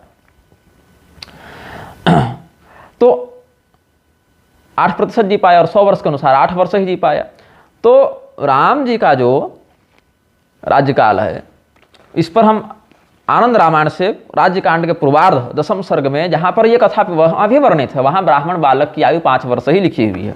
मैं आपको बताता हूँ। अथय कदा तु साकेत वासिनो भूसुरस्य च पंचत्वं पंचवर्षीय पुत्र प्राप्त शिशुप्रिय तदा विप्रस्य पत्नीकस्तत्प्रेत मरुणोदये राज्यद्वारम समानीय रुरोदुच्चय स्वरैर्मुहुः। ब्राह्मण में यहाँ पर जो कथा वर्णित है सपत्निक कथा वर्णित है। ब्राह्मण में अकेले कष्ट का यहाँ वर्णन नहीं, ब्राह्मण का कष्ट सपत्निक था, क्योंकि बच्चा दोनों का होता है ना भाई, माता पिता दोनों का बालक होता है। तो एक समय अयोध्या में एक ब्राह्मण के 5 वर्षीय बालक की मृत्यु हो गई, क्योंकि 1 लाख की तुलना में देखें तो 5,000 वर्ष वो जिया था, इसीलिए 5% जिया। और 100 की पश्चिम शरदशतम अगर कहें, जीवे में शरदशतम अगर कहें, तो उस अनुसार 5 वर्ष का ही बच्चा मरा। 100 वर्ष के अनुपात में देखें तो अनुपात यहाँ पकड़ना है। तो ब्राह्मण के 5 वर्षीय बालक की मृत्यु हो गई। सवेरा होते हुए ब्राह्मण दंपति बच्चे के शव को लेकर राजद्वार पर आए और बड़े जोर जोर से रोने लगे। तो भगवान ने सभी बातों की पूछताछ की, क्या हो गया, आपको क्या कष्ट है। तो पता चला इनका बालक मर गया है। तो भगवान पुष्पक विमान पर बैठकर जाने ही वाले थे, तब तक क्या होता है, तावत ददर्श पुरतः पौर संवेष्टितां स्त्रियं स्वमप्य परम श्रृंग वेरतश्च समागतम रामं दृष्ट्वा पुष्पकस्थं रुदति ब्राह्मणी पुरः दीर्घस्वरेण प्रोवाच हस्ताभ्यां हृदि ताड़यसा राम राम महाबाहो ते राज्ये गत भर्तृका अहम जातास्मि तद्दोषान् मां दृष्ट्वा तुम न लज्जसे। क्या कहते हैं, अब कुछ लोग यह कुतर्क करते हैं कि शूद्र का माथा कट गया और ब्राह्मण का बच्चा जिंदा हो गया, ये घनघोर जातिवाद है ना। आखिर एक ब्राह्मण के बच्चे को जिंदा करने के लिए शूद्र का माथा काटना पड़ा, इससे बड़ा शोषण क्या हो सकता है। लेकिन इन घटनाओं को आप और ध्यान से सुने, पढ़ें, जानें, देखें, तब समझ में आएगी बात। राम जी ने क्या देखा कि एक स्त्री को चारों ओर से बहुत से पूर्ववासी घेरे हुए हैं। ब्राह्मण का बच्चा तो मर ही गया, लेकिन राम जी क्या देख रहे हैं कि और भी एक स्त्री आ रही है जिसको चारों ओर से बहुत से पूर्ववासी घेरे हुए हैं। उसके आगे श्रृंगवेरपुर की ओर से ये लोग आ रहे थे। एक और शव यात्रा आ रही है। स्त्री ने जब राम जी को पुष्पक विमान पर बैठे देखा तो अपने हाथों से छाती पीट कर कहने लगी, हे राम तुम्हारे राज्य काल में विधवा होकर हम यहाँ आई हैं, मुझे इस दशा में देखकर तुम्हें लाज नहीं आती। अब भगवान शब्द क्या कर रहे हैं, भगवान अब कोई भी विलाप करेगी तो ऐसे ही शब्दों का प्रयोग करेगी। अब उन दोनों शवों को, बच्चा और युवक जिसकी नई नई शादी हुई थी, उन दोनों के शवों को तेल से भरी हुए नौका में रखवा कर भगवान कहे कि मेरे लौटने तक कोई अंतिम संस्कार मत करना।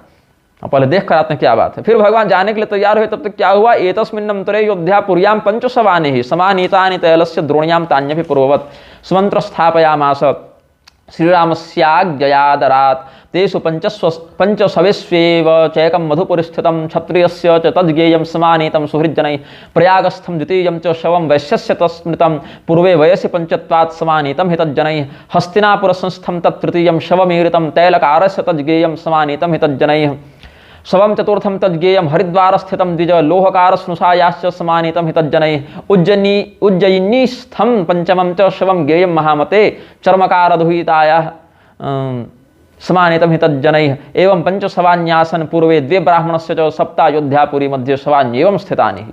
इसी बीच अयोध्या में 5 शव और आए। सुमंत्र जी ने पूर्ववत तेल की नौका में शवों को रखवाया। 5 शव जो नए आए उसमें मधुपुर गांव के रहने वाले, या मधुपुर मथुरा को भी कहते हैं, एक क्षत्रिय का था जिसके परिवार वाले राम जी के दरबार में ले आए थे। दूसरा शव प्रयागराज में रहने वाले एक वैश्य का था, बनिया का था। थोड़ी ही अवस्था में उसकी मृत्यु हो गई थी, इसीलिए उसके घर वाले भी राम जी के पास ले आए।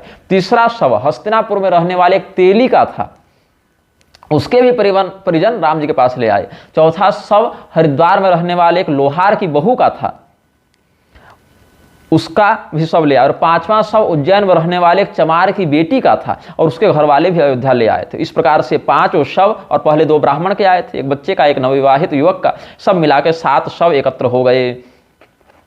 रामोपि दंडकम पश्यन् सब्रभ्राम समन्ततः यो विंध्याचलम श्री धीमान रेवावाय परिप्लुतम तत्र वृक्षे लंबमानं धूमं पात मधो मुखम शूद्रम निरीक्ष्य स्वर्गच्छं तम हन्तुं समुपस्थितः तदा तं राघवः प्राह भो शूद्र शृणु मद्वचः ब्राह्मणादित्रिभिर्वर्णस्तपः कार्यं न चेतरैः शूद्रश्च द्विजशुश्रूषा सदा कार्याति भक्तितः द्विजकृत्यं त्वया चात्र कृतं पापात्मना जड इदानीं तां हनिष्यामि जीवयिष्यामि तान् मृतान् तुष्टोऽहं तां तत्तपसा वरं वरय वाञ्छितम् इति रामवचः श्रुत्वा धूमुखो रामपादजः उवाच भयभीत सन्नत्वा राम मुहुर्मुहुः राम रावण दर्पघ्न यदि तुष्टोऽसि मां प्रभो तर्हि ते वरयाम्यद्य येन शूद्र गतिर्भवेत्। रेवा नदी से परिप्लुत विंध्य पर्वत की ओर राम जी जब बढ़े पुष्पक विमान पर बैठकर, तो दंडकारण्य के अंतर्गत क्या देखते हैं, वो अच्छी तरह घूम कर देखा। एक शूद्र उल्टा लटक कर नीचे जल रही आग की धूनी का धुआं पी रहा है। इस प्रकार उग्र तपस्या करने वाले, स्वर्ग चाहने वाले उस शूद्र को राम जी मारने के लिए तैयार हो गए और उसके पास जाकर कहने लगे, हे शूद्र, ब्राह्मण, क्षत्रिय, वैश्य, इन तीनों वर्णों के लिए तो तपस्या का विधान है।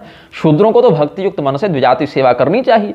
अरे जड़, तुझ पापी ने अपने धर्म का उल्लंघन करके द्विजों के समान कर्म किया है, इसीलिए मैं तुझे मारकर उन लोगों को जीवित करूंगा जो तेरे धर्म विरुद्ध आचरण से अकाल मृत्यु के ग्रास बने हैं।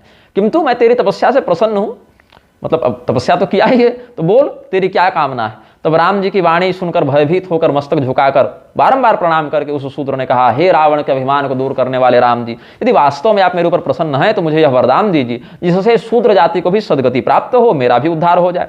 तो ममापि येन कीर्तिस्यात्तम वरम दातुमर्हसि इति शूद्रवचः श्रुत्वा रामस्तुष्टो ब्रवीद्वचः मम रामेति यन्नाम तच्छूद्रैस्सर्वदेव हि जपनीयं कीर्तनीयं चिन्तनीयं मुहुर्मुहुः भविष्यति गतिस्तेषां मनेन मत्तरो भव तवानेनोपकारेण कीर्तिः शूद्रेषु वै भवेत् इति रामवरं श्रुत्वा पुनः शूद्रो ब्रवीद्वचः शूद्राः कलो मन्दधियो भविष्यन्ति रघुत्तम व्यग्रचित्ता भविष्यन्ति कृषिकर्मादिभिः प्रभो तदा तेषां कुतो बुद्धिर्जपादिषु भविष्यति अतस्तदनुरूपोऽद्य वरो देयो विचार्य च तत्तस्य वचनं श्रुत्वा रामस्तुष्टो ब्रवीत् पुनः परवन्दनकालेषु राम रामेति सर्वदा शूद्रा वदन्तु सर्वत्र तेन तेषां गतिर्भवेत्।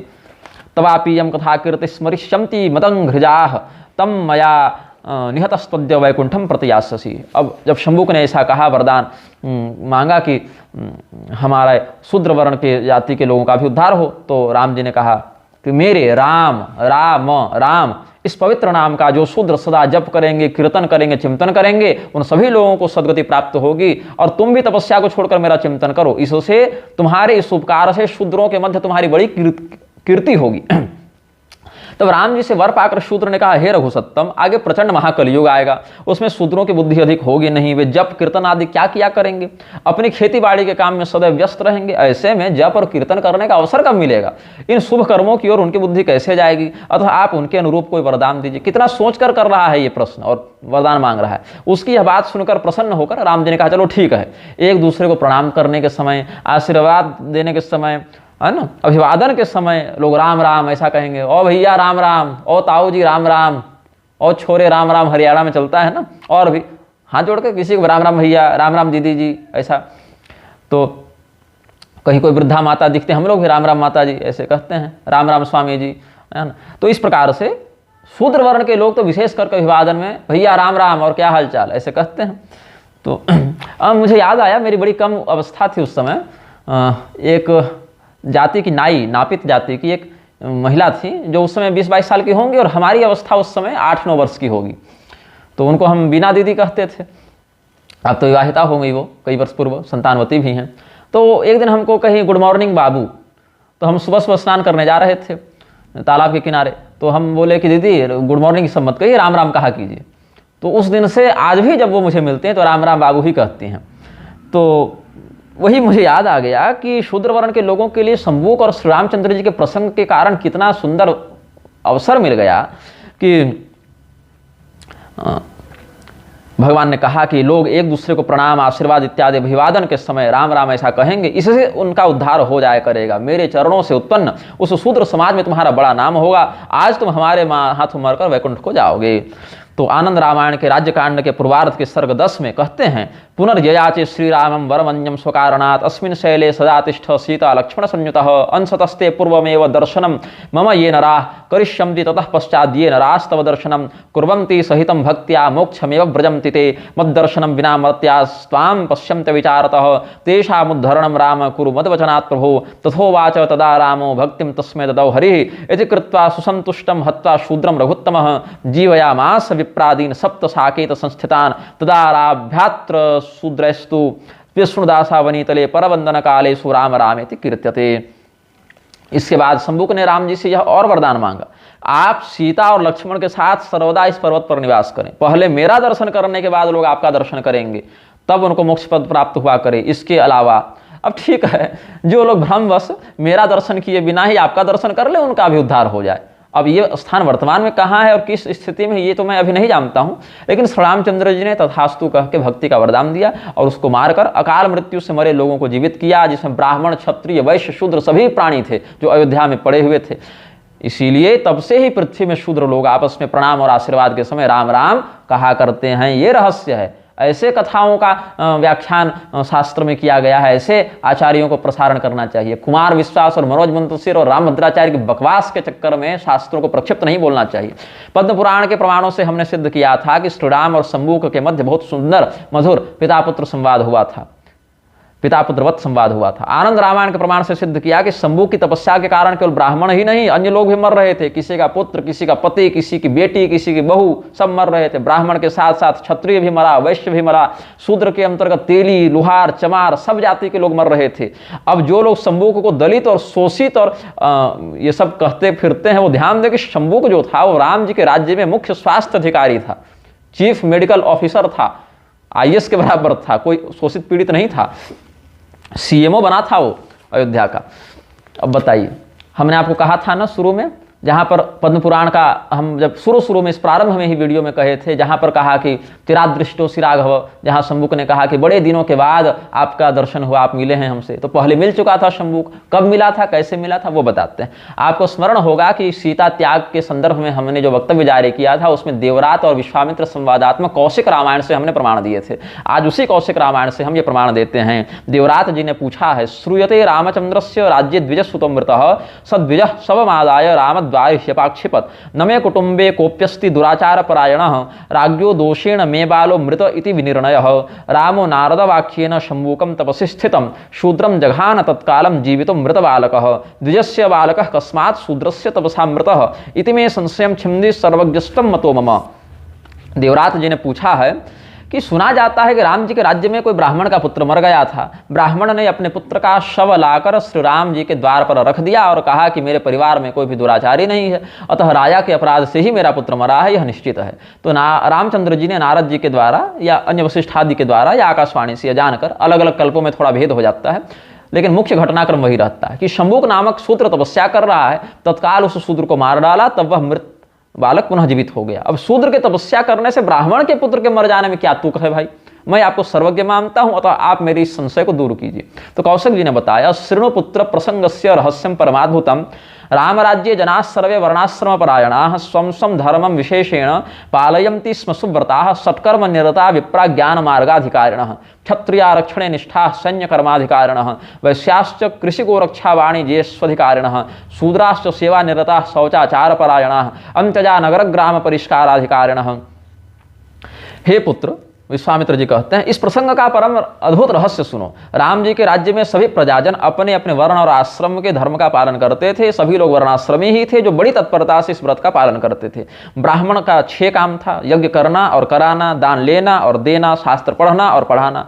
षटकर्मों का पालन करते थे, ज्ञान मार्ग के अधिकारी होते थे। रक्षानिष्ठ क्षत्रिय सेना से संबंधित कार्य के अधिकारी होते थे। वैश्य वर्ण वाले कृषि, गोरक्षा, वाणिज्य, व्यापार के संरक्षक होते थे। पवित्र आचार वाले शूद्रजन शूद्राश्च सेवा निरता शौचाचार परायणा, पवित्र आचार वाले शूद्रजन सेवा क्षेत्र के कार्य में नियुक्त होते थे, सर्विस सेक्टर उनका था।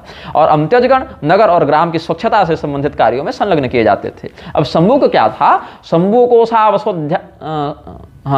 कोशावयोध्यायाम स्वास्थ्य रक्षाधिनायकः सहस्रस्वं त्यजा अस्य शुद्धि संस्कार कर्मणि आधिपत्ये नियुक्तास्तु कुर्वन्ति मार्जनादिकं सोयं स्वास्थ्य विभागस्य प्रमुखो राजसेवकः अदत्वा सूचनां मूढ़ो जगाम गहनं वनं तत्र देवत्वमाप्राप्त्यर्थं महोग्रं तप आस्थितः पादो बद्ध्वा वटस्कन्धे लम्बितो यमधोमुखः अध्यक्षरहिते क्षेत्रे कर्मिणस्ते निरङ्कुशाः न सम्यग् विदधो शुद्धिं प्रमादस्य वशानुगाः सम्मार्जन प्रोक्षणाभ्यां विहीना वीथयस्तथा पंकिला दुर्मला जाता अतिदुर्गन्धसङ्कुलाः मक्षिका बहुला गेहा मशकव्राद पीड़िताः विसूचिका रुजाग्रस्तो मृतस्तत्र द्विजार्भकः। शंभुक नाम का जो शूद्र था वो अयोध्या नगरी की स्वास्थ्य रक्षा का मुख्य अधिकारी था। सहस्त्रों अमत्यज इसके आधिपत्य में नियुक्त थे, इसके नीचे काम करते थे। नगर की सफाई से संबंधित जो आज की भाषा में नगर निगम की व्यवस्था है और जो सेवाएं स्वास्थ्य और इसके लिए सफाई के लिए आवश्यक थी वो किया करते थे। ये स्वास्थ्य विभाग का प्रमुख राजसेवक होते हुए भी स्वयं स्वास्थ्य विभागस्य प्रमुखो राजसेवक, प्रधान राज्य का अधिकारी था ये स्वास्थ्य विभाग में, बिना कुछ सूचना दिए जंगल में जाकर तपस्या करने लगा। देवता बनने के अभिलाषा से बड़ा भारी उग्र तप करने लगा। अपने दोनों पैर एक बट वृक्ष के तने से बांधकर सिर को नीचे करके उल्टा लटक गया। जब अध्यक्ष नहीं रहा तो नीचे काम करने वाले सब सफाई कर्मचारी मनमाने हो गए। उन्होंने प्रमादवश नगर की साफ सफाई ठीक से करना बंद कर दिया। अब झाड़ू बुहारू और सफाई धुलाई के भाव में गलियां गंदी हो गई, जगह जगह कीचड़ और कचड़ा भरने लगा, बहुत दुर्गंध व्याप्त हो गया। घर घर में मक्खियां भिन भिनाने लगी, मच्छरों के झुंड सर्वत्र हो गए। ऐसी दशा में हैजा फैल गया और उसी प्रकोप में ब्राह्मण का बालक मर गया। ब्राह्मणेन समादिष्टो राघवो मृत्यु कारणम अन्वेषमाणो बुबुधे शंभुकस्यानुपस्थितिम् अग्रहित्वावकाशं च तथा दत्तैव सूचनां प्रयातोऽयं तपः कर्तुं पन्थानो मलदूषिताः एकस्य अपराधेनानेके रोगेण पीडिताः मृतो द्विजसुतो बालो ह्यनर्थानां परम्परा गुरुं पप्रच्छ धर्मात्मा को धर्मोऽत्र निरूपितः उवाच मुनिशार्दूलः शृणु रामश्रुतिरितं यः स्वधर्मं परित्यज्यात्यर्थं स्वार्थपरायणः परान् क्लेशयति मन्दः सदन्यो राजसेवकः यत्रैकस्य वधेनैव रक्षिताः स्युः सहस्रशः तत्रैको मृत्युदण्डार्ह सोऽयं दण्डेन युज्यतां वसिष्ठ वचनाद् रामो नारदेनानुमोदितः गत्वा वनमपश्यत्तम् शंभुकम तपसे स्थितम। ब्राह्मणों के द्वारा आदिष्ट राघव भगवान ने जब इस मृत्यु की जांच पड़ताल की तो विदित हुआ कि यह अनर्थ शंभुक की अनुपस्थिति के कारण हुआ है। अवकाश न लेकर बिना कुछ सूचना दिए यह शंभुक तपस्या करने के लिए चला गया। इस कारण सभी मार्ग मल से दूषित हो गए। इस एक व्यक्ति के अपराध से अनेक प्रजाजन रोगों से पीड़ित हो गए। ब्राह्मण का बालक मर गया, कितना अर्थ फैला। तब धर्मात्मा भगवान राम ने अपने गुरु वशिष्ठ जी से पूछा कि ऐसी स्थिति में राजा का धर्मशास्त्रों में क्या कर्तव्य निरूपित है। तब मुनि श्रेष्ठ वशिष्ठ जी ने कहा कि हे राम जी, इस विषय में वेद ने जो कुछ कहा है वो सुनिए। जो मूर्ख अपने व्यक्तिगत स्वार्थ सिद्धि के कारण धर्म का परित्याग कर देता है और अन्य जनों को क्लेश पहुंचाता है वह राज कर्मचारी दंड के योग्य है। जहां एक व्यक्ति के वध से सहस्रों की जान बचती हो वहां वह एक मृत्युदंड का पात्र है, सो इसे मृत्युदंड मिलना चाहिए। नारद जी ने भी वशिष्ठ जी की बात का समर्थन किया। तब गुरु जी की आज्ञा से राम जी वन को गए और वहां शंभुक को तपस्या करते देखा। तब क्या पूछते हैं, पप्रच्छ राम किमिदम अकृत्यम कृते त्वया त्यक्ता वर्णोचितम धर्मम निज कृत्यम विहाय च अनेन ते पराधीन रोगार्ता बहवो जना मृतो द्विजसुतो बालो धिक्त्वाम देवत्व प्रार्थिनम मर्यादा रक्षणार्थम हि वेदवित् साग्निको द्विजः स्यो भक्तोत्तमः श्रीमान अवध्यो रावणो हतः प्रजाराधन निष्ठेन मया सीता पतिव्रता त्यक्ता रजकतुष्ट्यर्थम किम त्वया नावबुध्यते स्वकीयः परकीयो वा ब्राह्मणो वा तथां त्यजः मर्यादा भेदकः सर्वो मम बद्धो नराधमः इत्युक्त्वा निज हस्तेन खड्गमुद्यम्य राघवः जनानां पश्यतां तस्य शिरः कायादपातयत्। श्री रामचंद्र जी ने पूछा कि शंभुक, ये तुम क्या कर रहे हो, अकृत्य करते हो। तूने अपने वर्णोचित धर्म और स्वकर्तव्य का परित्याग कर दिया है। तेरे इस अपराध से अनेकों जन पीड़ित हो गए हैं। एक ब्राह्मण का बालक मर गया। देवता बनने की दुरभिलाषा करने वाले तुझे धिक्कार है। मैंने धर्म की मर्यादा की रक्षा के लिए ही वेद पाठी, अग्निहोत्री, शिव भक्तों में अग्रगण्य उत्तम ब्राह्मण होने के बाद भी अवध्य ऐश्वर्यशाली रावण का वध किया था धर्म की रक्षा के लिए। क्या तुझे मेरे इन कृत्यों का पता नहीं है कि प्रजानिष्ठ होकर मैंने एक रजक प्रजा के संतोष के लिए पतिव्रता सीता का भी त्याग किया। सीता त्याग पर हम अलग से वक्तव्य पहले जारी कर चुके हैं। सुन लेंगे उसको आप। अपना हो या पराया हो, ब्राह्मण हो चाहे अंत्यज हो, चांडाल भी हो, कोई धर्म मर्यादा का उल्लंघन करेगा तो वह नराधम मेरे द्वारा वध के योग्य है। ऐसा कहते हुए राम भगवान ने अपने हाथ में खड्ग उठाया और सब लोगों के देखते उसका सिर धड़ से अलग कर दिया। पुनरागत्य साकेतम रामेण द्विजबालकः चिकित्सितो भिषग वर्गैः ब्राह्मणैश्चाभिमंत्रितः मृत्युंजय महामंत्र जपेन परिरक्षितः अचिरेणैव कालेन सम्यक जातो निरामयः देवादुंद भयो नेदु पुष्पवृष्टिरभूत्तदा रामस्य जयघोषेण पूरिताश्च दिशो दश एतत्ते सर्वमाख्यातम यच्छ्रुतम नारदान्मया शंभूकतापसवध रहस्यम हेतु गर्भितम।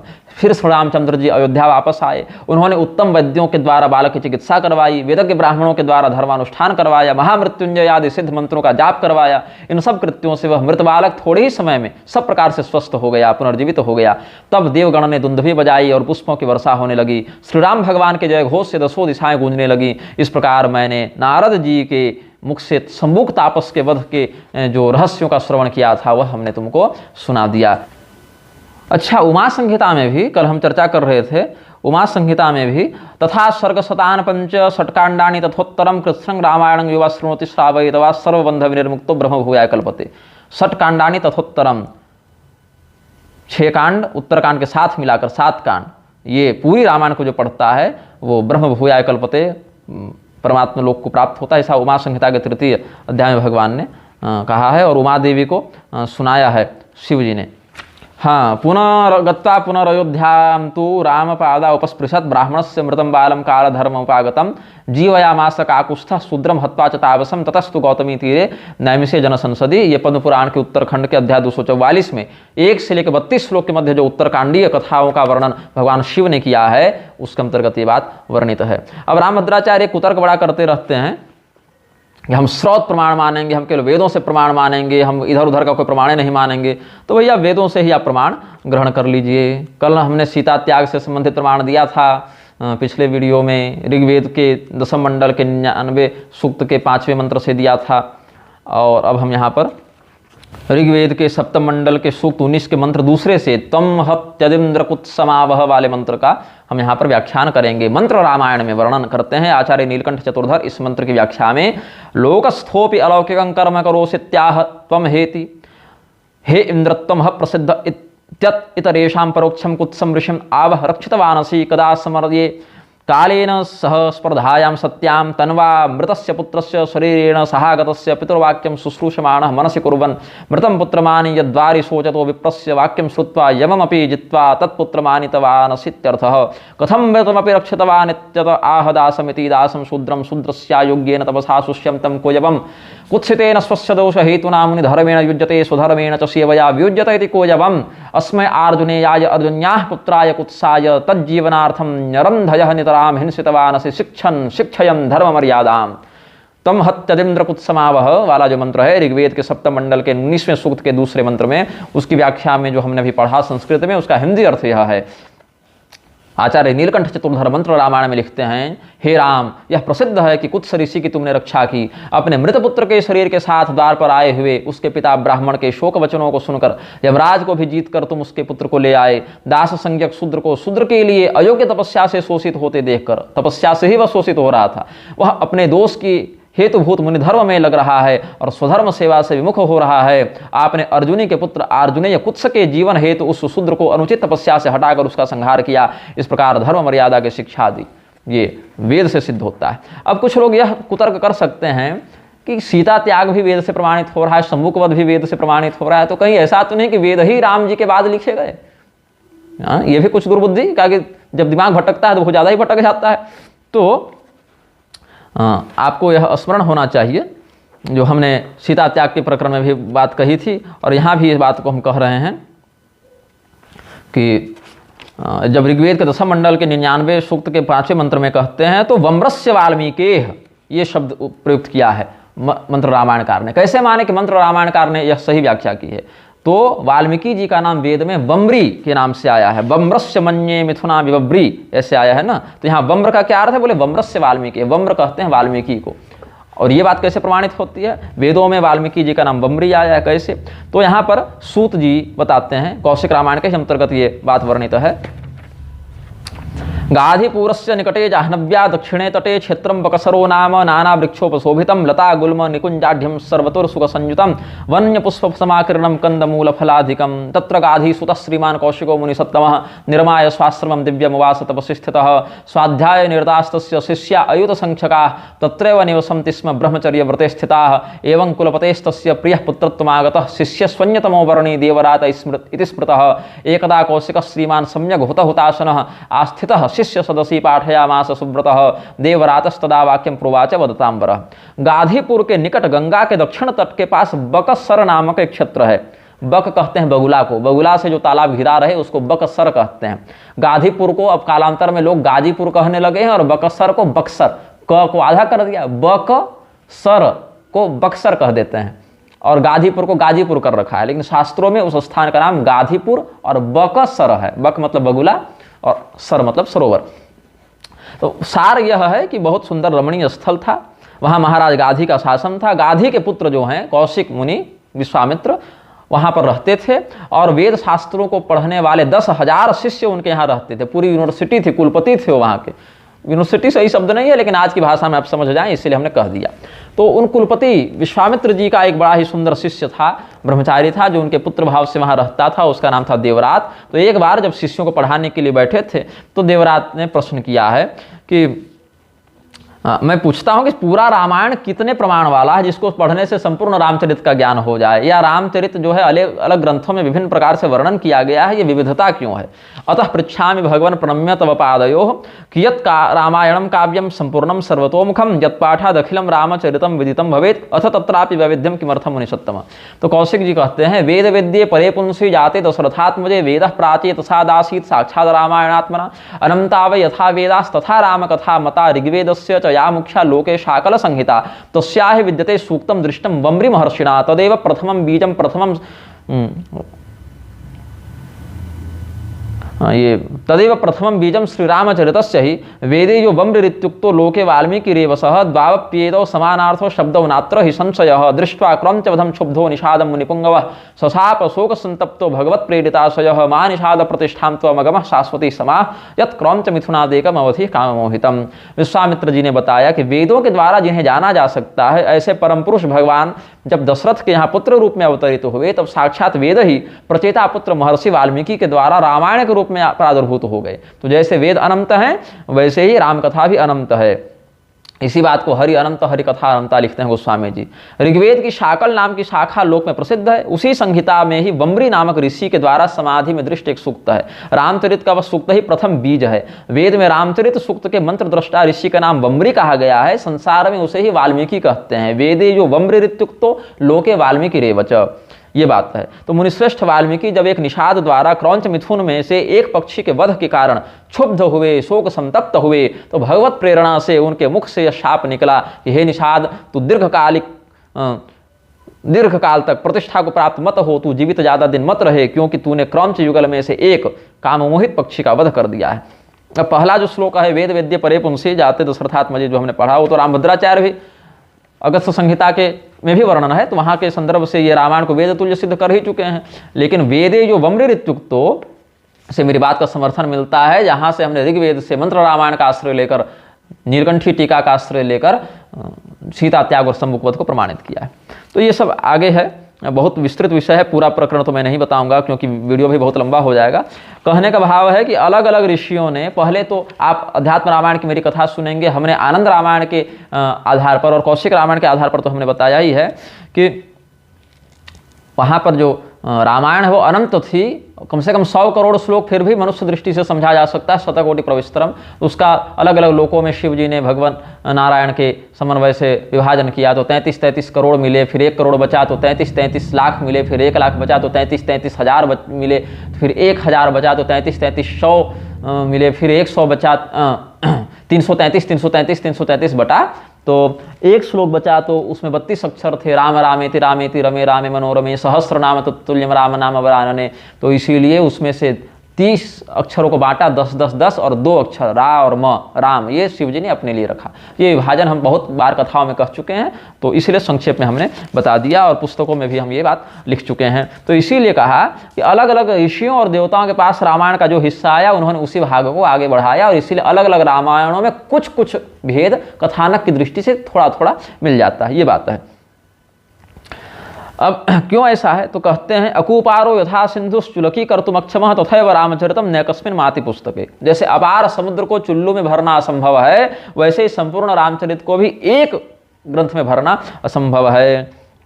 और कल्पभेद भी है इसमें। परस्पर विरोध होपि यो ग्रंथेषु विलोक्यते सोपि साधु समाधेयः कल्पभेदोपलक्षितः। इससे पहले कह चुके हैं अतो हि बहवो ग्रंथा नाना राम कथात्मका नानात्म दूषणम नास्ति भूषणम तद्धि सुब्रत कल्पे कल्पे भगवतो ह्यवतारा भवन्ति लीला वैविध्यमप्यस्मिन् नासंभाव्यम हि पुत्रक।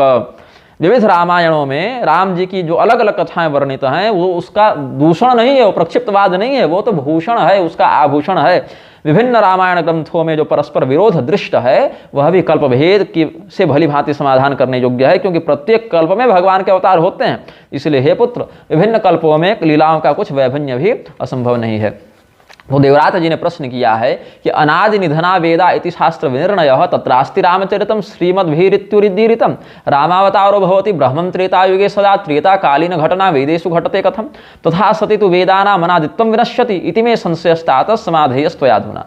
कि समस्त शास्त्रों का यह निर्णीत सिद्धांत है कि वेद अनादि और अनंत हैं, किंतु आपने कहा वेद में राम जी का चरित्र वर्णित है, तो हे ब्राह्मण, रामावतार तो त्रेता युग में घटित होता है, फिर त्रेताकालीन घटना का वर्णन अनादि वेद में कैसे संभव है? ऐसा मानने पर तो वेदों का अनादित्व नहीं रहेगा। मुझे बड़ा संशय है। तो अब आप इसका समाधान कीजिए। आप लोग सामान्य दृष्टि से जितना सोच सकते हैं उससे कहीं अधिक संदेह और कहीं अधिक समाधान शास्त्रों में पहले ही कर दिया गया है। तो कौशिक जी कहते हैं अनादि निधना वेदा इतिहास विवर्जिता मीमांसकानां सिद्धांत सर्वतंत्रो न संशयः परम भगवतो विष्णोर नित्य लीला कथा श्रिता कथा त्रिकाला बाधिता यास्ता वेदेषु वर्णिता भूतं भव्यं भविष्यं यत् सर्वं वेदात् प्रसिद्धति एको एषो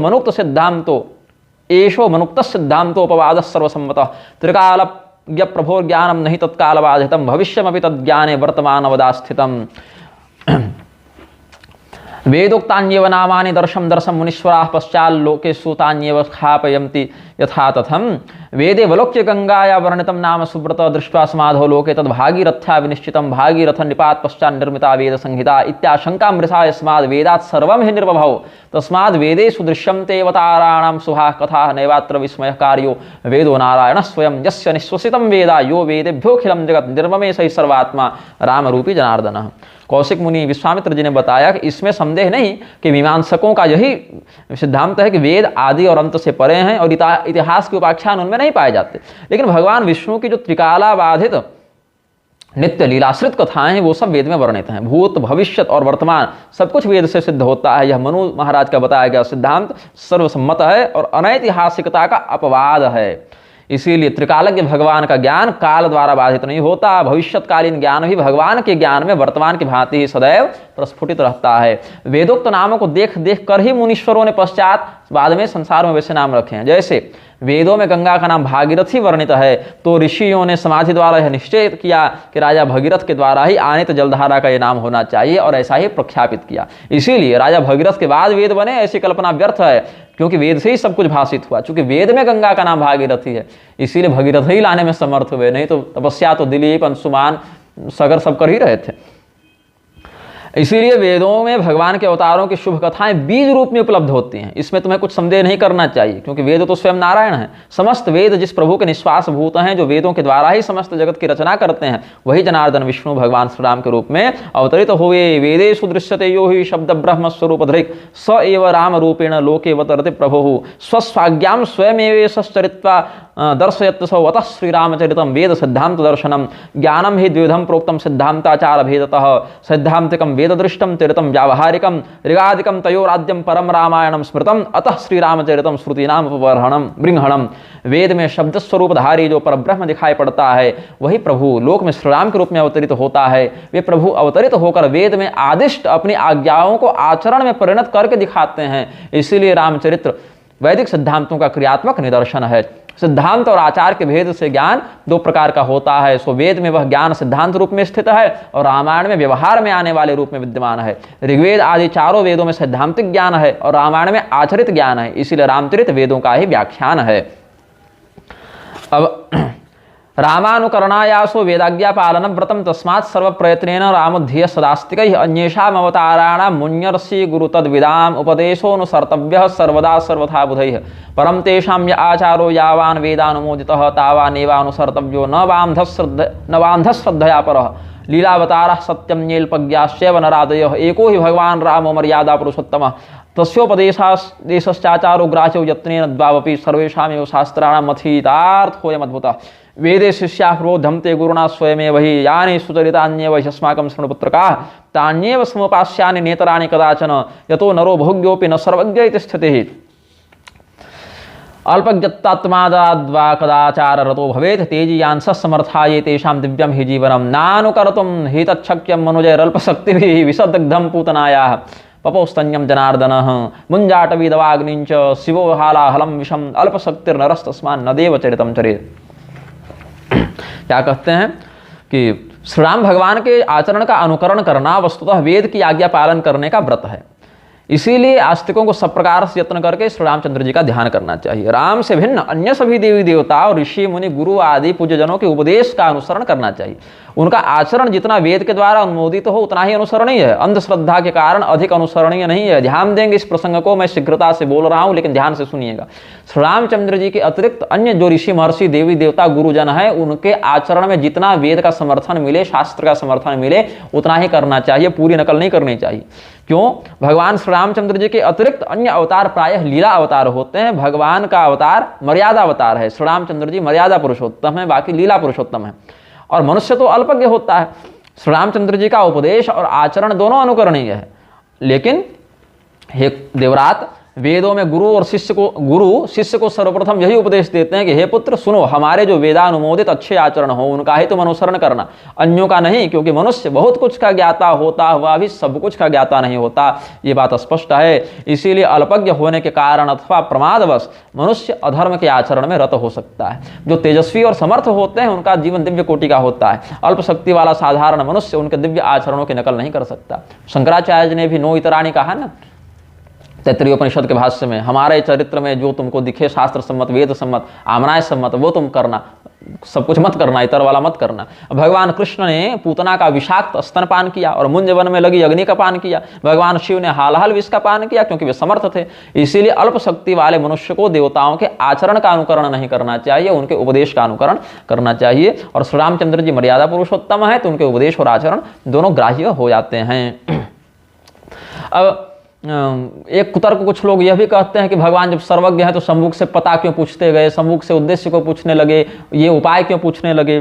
भाई भगवान सर्वज्ञ हैं, लेकिन आप देखें श्रीमद् भागवत महापुराण में राजा नृग से भगवान पूछे हैं कि नहीं सब कुछ जानते हैं पर भी तुम कौन हो। 10वें स्कंद के उत्तरार्ध के अध्याय 64 के 7वें श्लोक में क्या कहते हैं, पप्रच्छ विद्वान पितन निदानम जनेषु विख्यापयितुम मुकुंदः कस्तम महाभाग वरेण्य रूपो देवोत्तमं त्वाम गणयामि नूनम। भगवान तो जानते थे फिर भी पूछते हैं। और ये राजा नृग भी बताते हैं कि किं नुते विदितम नाथ सर्वभूतात्म साक्षिणः कालेनाव्याहत दृशो वक्षे था तवाज्ञया। कि भगवान आप तो सब जान ही रहे हैं, क्या आपको पूछने की आवश्यकता, लेकिन आपकी आज्ञा है तो मैं अपना परिचय देता हूँ। भगवान पूछने और खोजने की बात छोड़िए, वो तो सीता जी की भी खोज कर रहे थे ना, हे खगमृग हे मधुकर श्रेणी, पूछ ही रहे उनसे। सती जी को भ्रम हो गया और भगवान रोते हैं, भागते हैं। तामात्तयष्टिम प्रसमीक्ष सत्वरः ततो वरुहिजाप ससारभीतवत् गोप्यन्वधावन्नयमापयोगिनां क्षमं प्रविष्टुं तपसेरितं मनः अनवञ्चमाना जननी बृहच्चलच्छ्रोणी भराक्रान्तगतिः सुमध्यमा जवेन विस्रंसितकेशवं धनच्युतप्रसूनानुगतिः परामृशत् कृतागसं तं प्ररुदं तमक्षिणीकरशं तमञ्जनमशिणिस्वपाणिना उद्वीक्षमाणं भयविह्वलेक्षणं हस्ते गृहीत्वा त्यवागुरत् त्यक्त्वा यष्टिं सुतं भीतं विज्ञायार्भकवत्सला येष अखिलतं बद्धं दाम्ना तद्वीर्यकोविदा। श्रीमद्भागवत महापुराण में जहाँ उखल बंधन का प्रसंग है 10वें स्कंद के पूर्वार्ध के अध्याय 9 में, वहाँ भगवती यशोदा जी छड़ी लेकर भगवान को दौड़ा रही हैं, भगवान रो रहे हैं, भाग रहे हैं, ये सब तो लीला कर रहे हैं। तावंघ्रियुग्ममनुकृष्य सरिसृपं तौ घोष प्रघोष रुचिरं व्रजकर्दमे सूतन्नाद हृष्ट मनसावनुसृत्य लोकं मुग्ध प्रभीत वदुपेयतुरंति। श्रीमद् भागवत महापुराण के 10वें स्कंद के पूर्वार्ध के अध्याय 8 में। अब राधा जी से भी भगवान भयभीत हुए हैं। प्रणय भय का, प्रणय भीति का यहाँ प्रदर्शन किया है भगवान ने। ब्रह्मवैवर्त पुराण के प्रकृति खंड के अध्याय 49 के श्लोक 20 में कृष्णम कृत्वा सावधानम गोपै सार्धम पलायितः भये न कृष्ण संत्रस्तो विहाय व्रजाम सतीम। भगवान जब देखते हैं कि वैकुंठ पर हिरण्यकशिपु ने आक्रमण किया है तो उसके हृदय पर भयभीत होने की लीला करते हुए छिप जाते हैं। यतो हम तत्रासो मृत्यु प्राणभितामिव अतो हम अस्य हृदय प्रवेक्षामि परागदृशः। वामन भगवान बलि को बता रहे हैं श्रीमद् भागवत में। एवं सनिश्चित्य रिपुः शरीर माधावतो निर्विवशे सुरेंद्र श्वासा निरांतरहित सूक्ष्म देहस्तत् प्राण रंध्रेण विविघ्न चेता। जो संपूर्ण संसार को निर्भय करने वाले हैं, ऐसे भगवान महादेव भस्मासुर के भय से भाग रहे हैं। ये भी एक लीला है। भागवत में ही देखिए 10वें स्कंध के उत्तरार्ध में सतत वर परीक्षार्थम संभोर मूर्धनि किलासुर स्वहस्तम धातुमारे भे स्वविभ्यत स्वकृतात् शिवः। ये सब बातें शास्त्र में समझनी चाहिए। भगवान की लीला में इस प्रकार का कोई वैमनस्य नहीं पालना चाहिए, मूर्खों की संगति से बचना चाहिए। अब आज दिक्कत क्या हो गई है, परंपरा से शास्त्रों का अध्ययन छूट गया, बंद हो गया, चिंतन का अभाव हो गया। अब लोग अपने से किताब खरीद लेते हैं। लोग सोचते हैं कि किताब को खरीद लेंगे तो वो ग्रंथ बन जाएगा। नहीं, ग्रंथ और किताब अखबार सब में वही कख छपा होता है, लेकिन शास्त्र का जो बल है वो परंपरा से प्राप्त होता है, आराधन से प्राप्त होता है, पॉलिटिक्स और मीडियाबाजी से प्राप्त नहीं होता। कि हम बैठे एक दिन और भगवान पर चिंतन करने लगे, अरे भगवान ऐसा कैसे किए, ऐसा नहीं कर सकते, ऐसा सही है, ऐसा गलत है, और अगर ये प्रसंग है तो जरूर मिलावटी होगी, और किसने मिलावट की, कब की, इसका कोई अता पता नहीं है। अपने जीवन में थोड़ा चिंतन करके देखो। तुम लोग जो आज के हिंदू सिखा छोड़कर बैठे हो, जनेऊ छोड़कर बैठे हो, ये चिंतन करो कहीं हमारे पूर्वजों में कोई व्यक्ति दूसरा तो व्यभिचार करके हमें, हमारे बाप को पैदा नहीं कर गया, हमारी माँ को पैदा नहीं कर गया, हमें तो शुद्ध ब्राह्मण के लक्षण दिखते नहीं। चिंतन करना चाहिए ऐसे मूर्खों को कि जनेऊ तो है नहीं, शिखा तो है नहीं, हम संध्या गायत्री करते नहीं, कहीं हमारा ही वंश में तो कहीं किसी मुसलमान ने आकर हमारे कुल को प्रदूषित नहीं कर दिया, कोई व्यभिचार नहीं कर दिया। वो चिंतन नहीं जाता है उस समय। वहां पर बड़ी शाम दिखाओगे, लेकिन शास्त्रीय बातों में अपनी बुद्धि घुसाओगे, कुतर्क बुद्धि, कि ऐसा नहीं हो सकता, ये मिलावटी होगा, ये प्रक्षिप्त होगा, ये किसी ने जोड़ दिया होगा। और इस भ्रम को फैलाने में जो आसुरी बुद्धि से युक्त है, ऐसे रामभद्राचार्य, मनोज मुंतशिर, कुमार विश्वास जैसे अल्पज्ञ धूर्त अहंकारी जन बहुत बड़ा हाथ अपना रखते हैं, बहुत बड़ा इनका हाथ है। और हम यही शास्त्र दृष्टि से चिंतन करने पर समझते हैं कि ऐसे लोग मात्र कलयुग को बढ़ाने के लिए और शास्त्रों के मूल स्वरूप को विकृत करने के लिए इस कलयुग के द्वारा भेजे गए कलयुग के गुलाम हैं, एजेंट हैं, और इनसे सावधान रहना चाहिए। शास्त्रीय बातों को शास्त्रीय दृष्टि और विवेक से समझना चाहिए। नहीं समझ में आए तो निष्ठा रखते हुए चिंतन करना चाहिए, गुरुओं से पूछना चाहिए, अध्ययन करना चाहिए, साधना के द्वारा अपने विवेक को बढ़ाना चाहिए। तभी जाकर भगवत लीला का, भगवत कथा का रहस्य समझ में आ सकता है। श्रीमन्नारायण हर हर महादेव। नमश्चंडिकाय। जय श्री सीताराम।